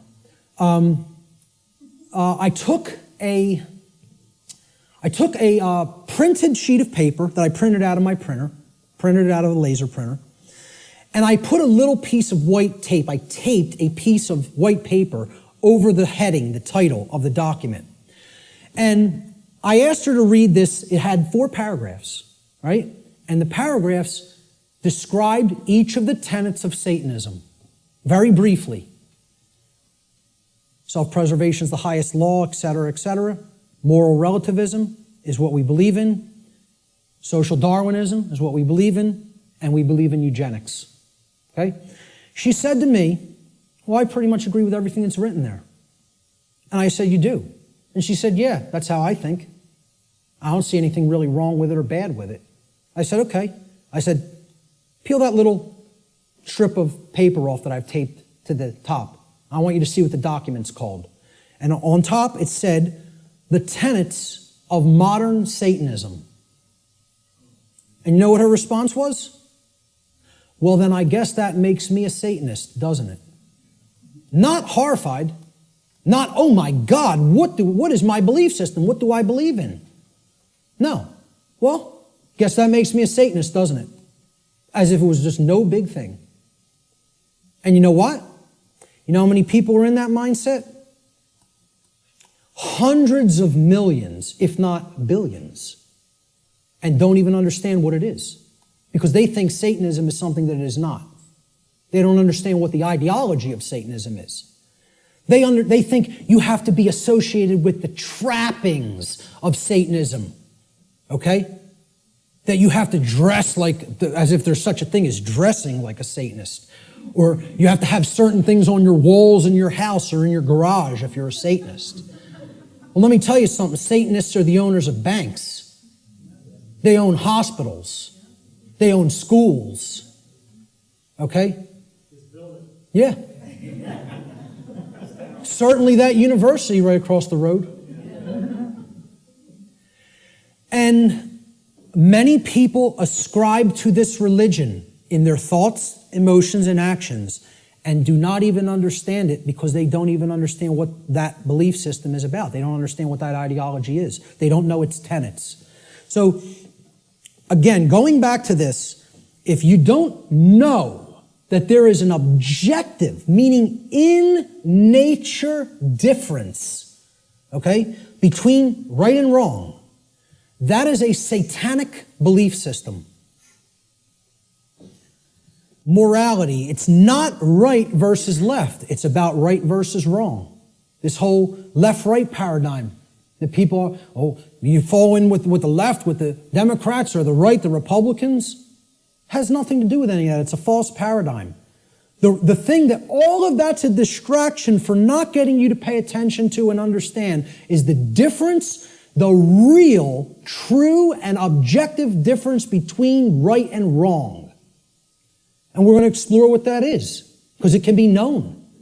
It can be known, and most people will be shocked and horrified to understand the real differences between right and wrong, because they'll have to look into themselves and recognize in many ways that they are cooperating with wrong.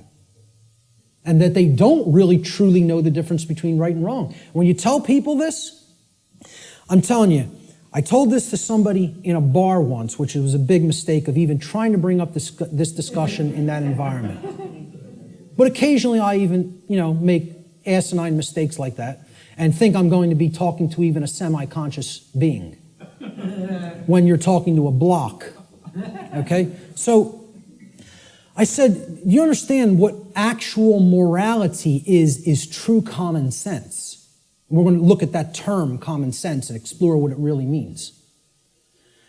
And she said, so what you're saying is if I think that there's no really objective right and wrong, that I don't have common sense. And I said, yes, that's what no, I said, that's not what I think. I'm trying to explain to you that's what it means by definition, not by what I think. The definition of common sense is to truly know the difference between right and wrong. And I said, because I say that you are not fully in that state of awareness, don't even take it personally, because billions of people on the earth are in that same state of awareness. You're not special, and it's not a personal attack against you. And I thought this person was going to throw a glass at me. Literally got so enraged because she's associating the concept of common sense with that you are functional and can adequately perform the daily activities of living. And that's not what I'm talking about as common sense, okay? Having common sense about, I can prepare my meals and eat for myself and wash my own clothes and, go to work. That's not what I'm talking about as common sense. That's your everyman's definition or connotation of common sense. We're going to talk about what common sense really is. Okay? A deep understanding of morality, which are the principles concerning the distinction between right and wrong behavior, lies at the very heart of natural law. This is the essence of it, folks, right here. And here's the difference between right and wrong in a nutshell, about as simply as I am capable of describing it. All right? Now, we use the words correct or right to mean correct and moral. When you say, okay, what's 5 plus 5? It's 10. You're right. Meaning you are correct. That is true. That is the correct answer. That is right. Okay? And then we say, was stealing that money from Jim, was that right? To mean, was it a moral behavior? So now, why would we use the same word, again, like the ancient Romans used the same word, book and free? Okay, those two different concepts were represented by the same word, liber, right? And there's a reason, because reading will put you on the path to true freedom if you read the right books. Okay? Why would in the English language, we have other words to mean the same concepts, but the word right means two things simultaneously. It means both correct and it means moral. There's a reason, because they mean the same thing. Correct is moral.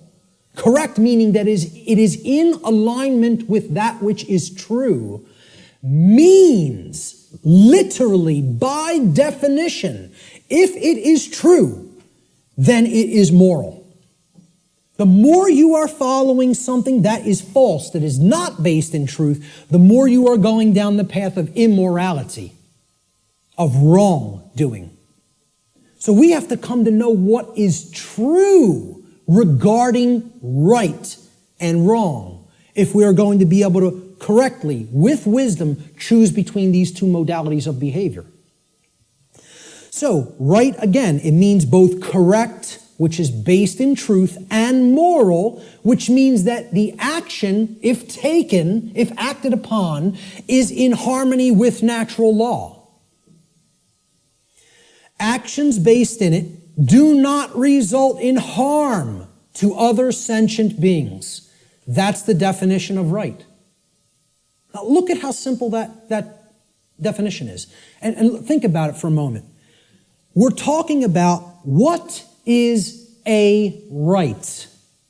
Meaning, what do you have a right to do? And what you have a right to do is no different than what I have a right to do. What I'm telling you here is every single human being on this planet has the exact same rights. Not one person has one more right than another being. Not one person has one less right than another being. To think that anybody has more or less rights anywhere on the earth at any time in history is a fallacy. It is a lie. It is a deception. It is wrong. It is not correct. It is not based in truth. Rights are universal and the exact same for every human being. Blanket statement, absolute truth. Let the ego chew on it and deal with it. Okay? And again, the ego will have a hard time with this in many cases, with many people. They'll hear that and they'll want to throw a glass at me. So, look at the definition again. A right. So, when you make a definition, right, this is a noun. Right? Noun's a person, place, or thing in the English language. We're talking about a noun here. You look up the word right, it's a noun, meaning a right.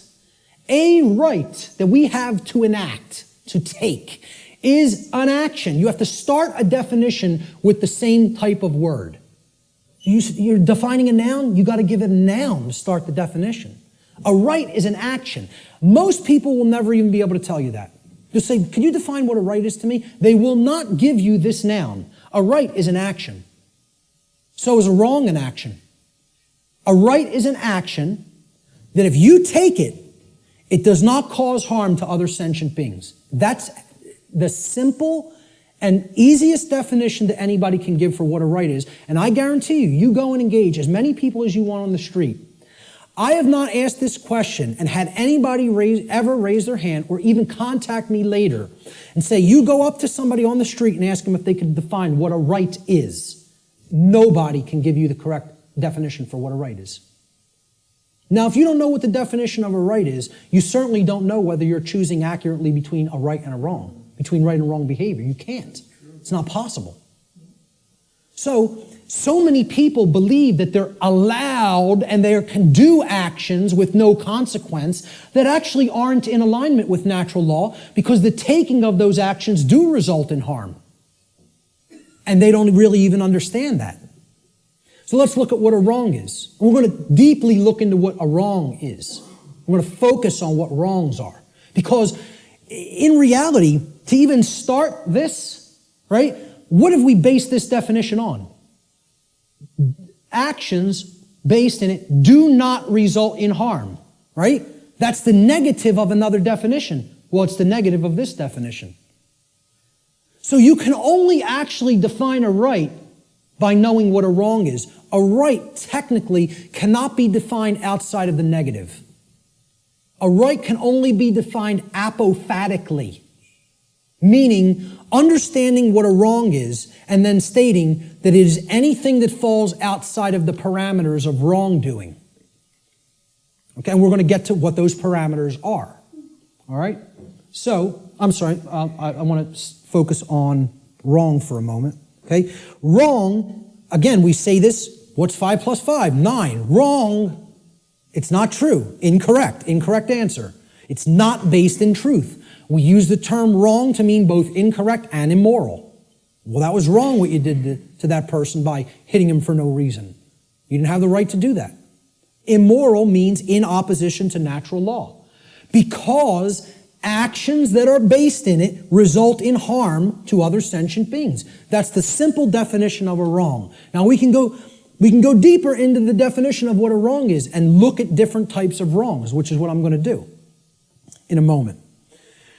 So this is the concept that is referred to as apophatic inquiry.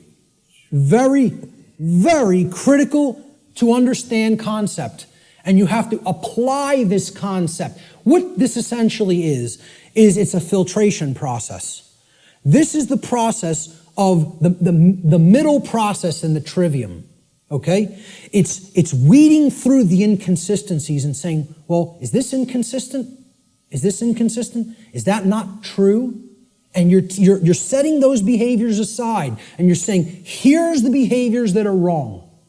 Don't engage in those behaviors. It's negative. It's a negative process. It's a destructive process. You're taking away from the body of everything that can be done, and you're saying, I'm pulling all of these out through a weeding down process and saying, these are all inconsistent with truth. It's called apophasis, apophatic inquiry. And that is to be delineated from what's known as cataphatic inquiry. Cataphatic inquiry means you're reasoning in the affirmative, and you're not trying to weed down through a process of elimination to get to the truth. Okay, so cataphasis or cataphatic inquiry would be equivalent to inductive reasoning, whereas apophatic inquiry or apophasis would be akin to deductive reasoning. All right? Rights are most easily understood when they are considered through apophatic inquiry, or what is known as the process of apophasis. This process helps us to understand what a right actually is by understanding which actions are not rights because they cause harm to others. They're the cause of harm. Here's what apophasis is. It's been called apophatic inquiry. Okay? Really look this up. Understand what apophasis is because it's part of the trivium process. All right? It comes from the Greek noun apophasis, written there in Greek script, which comes from the Greek verb apophonai. Okay, so apo in Greek means away from or the negation of, and phonai in Greek means to say or to speak. So when we put them together, it means to say no or not to say, or to say what something is not, in other words. That's what apophasis is. You're saying this is not this. It's the opposite of that. Okay? So it is a method of logical reasoning or deductive reasoning that is employed when you are given a limited set of possibilities in order to arrive at knowledge by way of the exclusion of known negatives. You're setting the logical inconsistencies to the side and saying, this is not what this thing is. That's called apophasis. Okay? You are describing what something is by explaining what it is not. This is called affirmation through negation, is another term that this truth discovery process is known as. Okay? So, what we're going to do is apophasis. We're going to do apophatic inquiry regarding right and wrong. So, what is not a right? What are ways that people can cause harm to other people or animals? Ways that we can cause harm to other sentient beings. One of the first thing, so what we're doing here is we're going to list the boundary conditions for natural law here, for breaking natural law. If we take these actions, we are breaking natural law because the action is a cause which results in the effect of harm to another being. All right? So these are what are simply, I call them the natural law transgressions, which means sins or wrongdoings. They're simply harmful actions that a person is capable of taking to another being, against another being. That's all. So of course, many people will get the first one. What's one of the main horrible, wrong things that somebody can do to another person? Kill them. Murder them. Take their life. Okay? Murder. And I would distinguish murder from killing as well. Because occasionally, to defend oneself, killing may be necessary. But murder is always immoral and wrong. Okay? See, the fifth commandment in Hebrew, do you know what it says in Hebrew? It does not say thou shalt not kill. The term for murder in Hebrew is tirzach. The fifth commandment in Hebrew is lo tirzach, which means do not murder. Murder as a verb in Hebrew is a completely different word and a totally different connotation than the verb to kill. Because what they're saying is, don't take life without any right to take it. Meaning that you initiated the violence. And that's what murder is. It's the initiation of the taking of somebody else's life when you had absolutely no right to take that life. Now, if someone is coming after you, your rights, there may be times when you do have to take defensive action and forceful action, up to and including deadly force. We're going to talk about that later. But murder is the first natural law transgression. And if you want to go down to a subsection of this transgression, you could list it as a totally separate wrongdoing. I'm keeping it in the same basic category. Assault, meaning you're directly physically accosting without right the well-being, the bodily well-being of another being, is also, it's like, it would be, you could consider it attempted murder. Because assault is something that you do without right. If someone assaults somebody, they have no right to commit assault. Never exists. The right to commit assault does not exist. The right to commit murder does not exist in any circumstance, ever. Blanket statement. The right to defend oneself through physical force exists, and possibly in certain circumstances, the right to kill exists. But murder and assault can never be rights, because they always are done by being initiated without the right to do so. It is the initiation of violence. All right? Rape is the second natural law transgression. Okay? You're coercing the free will of another person and making them sexually associate with whom they wish not to. That's rape. And it's always wrong. Blanket statement. All right? The third natural law transgression is theft. It is the taking of property that does not belong to you. Someone else, got that property through lawful means without hurting somebody else. That's their property for as long as they are using it and being responsible for it. And you don't have a right to just take what doesn't belong to you. Nobody has a right to take my projector or my remote control or my computer any more than I would have the right to take Richard's cameras. Okay? It would be theft of somebody else's property. It's not mine. And this is the problem. We don't understand property.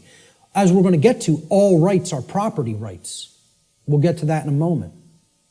That's the third natural law transgression. The fourth is trespass. And that means going into somebody else's lair that they are using, that they own lawfully and that they're responsible for, without their permission or consent, and you're just invading their privacy and their space, and you're taking their security away from them in that process. And we do have a right to set aside a place for ourselves for our own lair. Okay? And to violate that is to trespass against somebody else in their own property. The fifth and last natural law transgression is coercion. This is forcing somebody through the threat of violence to have their will comply with your will, whether they don't wish that to be the case or not. Making somebody do something that is against their will. Coercing them. And that's also not a right. Now, that's a small list. Very small list, right? We could add one more. We could add lying. Lying is also a wrongdoing. And I would consider that a theft of truth or a withholding of truth that somebody needs to understand to make accurate and informed decisions, lying to them. Okay? But essentially, these five are the overarching natural law transgressions. I challenge anybody to come up with a wrongdoing that doesn't fit into one of these categories. So far, I've never had one person able to do it. Any wrongdoing, any action that you could think of that doesn't fall into one of these wrongdoings. Yep. I would probably categorize it as pure ignorance, but I would say, hey, maybe you could look at it like that because that's propagating the slavery system indirectly. So, you're actually, you're not doing anything to help anybody else's freedom, certainly. I don't know if I would categorize that as a natural law transgression because, it's it's giving consent and propping up that system. It's not technically what I would call an action, but it's more of like giving consent. Hey, you could say that is a wrongdoing, I guess, because giving your consent is tacitly saying yes to control, and that's ultimately affecting everybody else's freedom negatively. So, possibly. But in general, what I would say is, if you could think of an actual physical action that doesn't fall into one of those categories, let me know, because that's a pretty comprehensive list, and it's only like 6 words. So, now, what if I told you I could narrow it down? What if I told you I can get rid of 5 of those words and take it down to 1? Okay? These are the wrongdoings. Let's try to narrow it down, right? Okay? Every harmful action that a human being is capable of taking is a form of theft. Now, many people will hear that for the first time. I've never heard that said. There is no action that you can take that causes harm to another person that is not a form of theft in some form or fashion. I challenge anybody to come up with an action that isn't a form of theft, that is an action that is a wrongdoing that isn't a form of theft. You won't be able to do it. I put that challenge out on my podcast. Say, email me if you know. No, not one person. The only one person challenged it and tried to say lying. I say, okay, that's really taking the truth from somebody, thieving truth. And whether you want to look at it as you're simply dissuading them from looking at the truth too, deceiving them, or not offering correct information, still you're taking away their ability to make correct judgments based on the availability of information. So it is a form of theft. Some form of property. Now look at that word. Property. Proper, meaning right, is always being stolen when a wrongdoing is committed.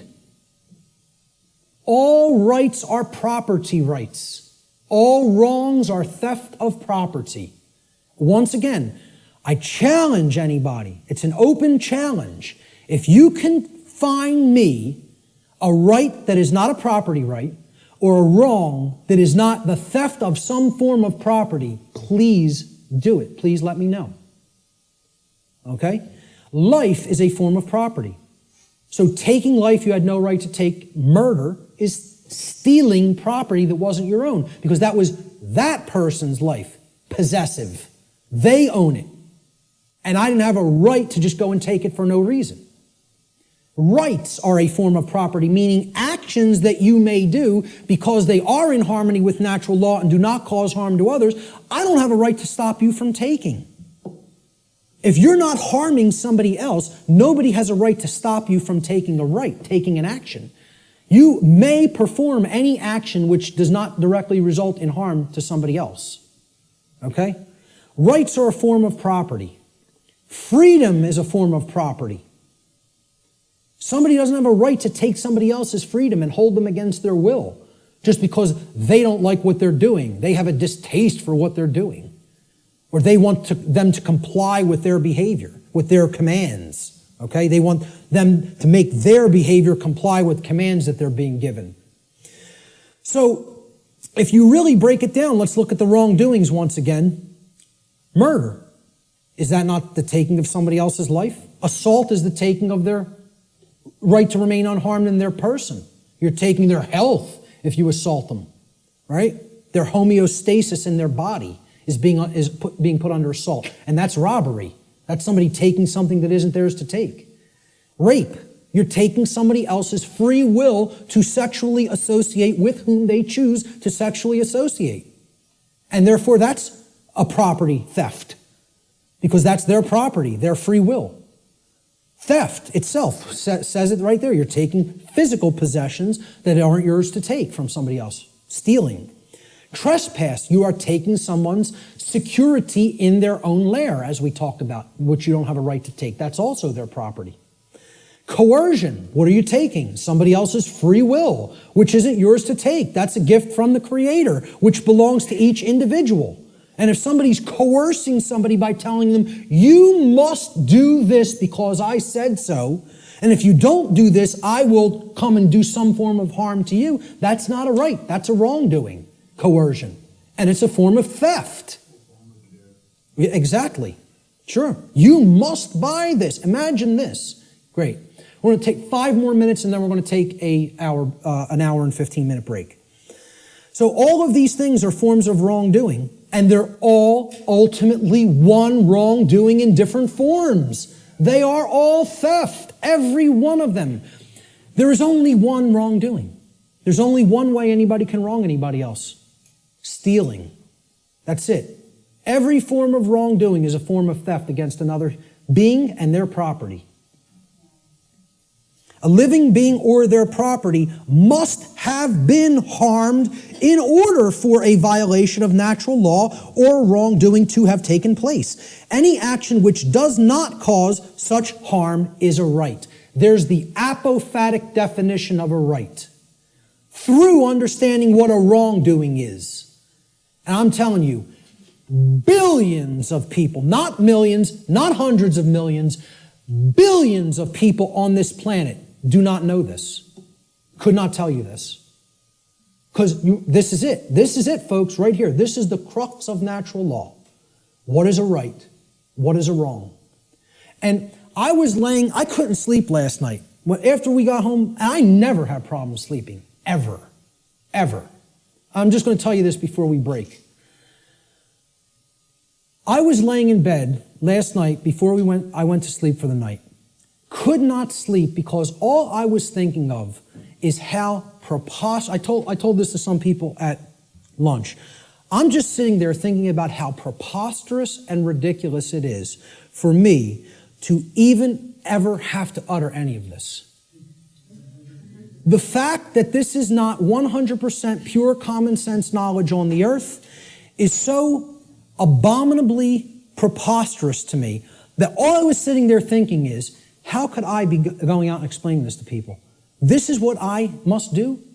Me, though. It was almost like schizophrenic in a way.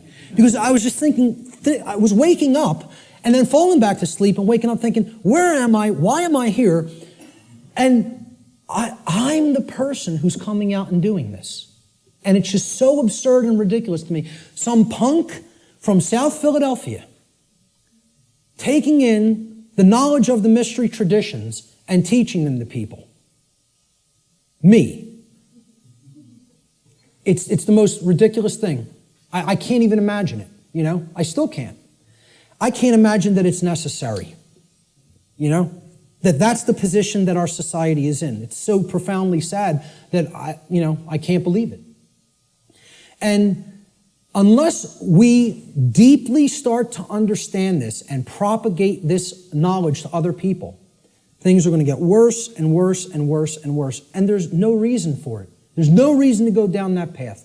We want to choose the way of maximum pain because we don't want to give up thoughts that we're addicted to just because the pattern has been there for as long as we can remember.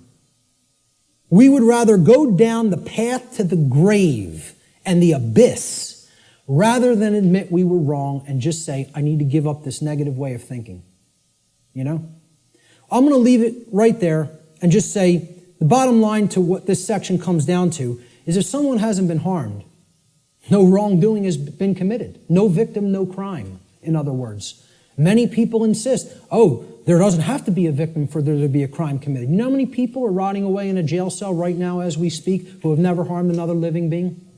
You know how many people? Tens of thousands. Okay? And no one has any right to hold them. Unless you've harmed somebody else, nobody has a right to stop you from continuing to take the action that you are taking. Okay? We're going to talk about some of those things in the last section. So let's take an hour and 15-minute break, and we'll be back here at about 5:20.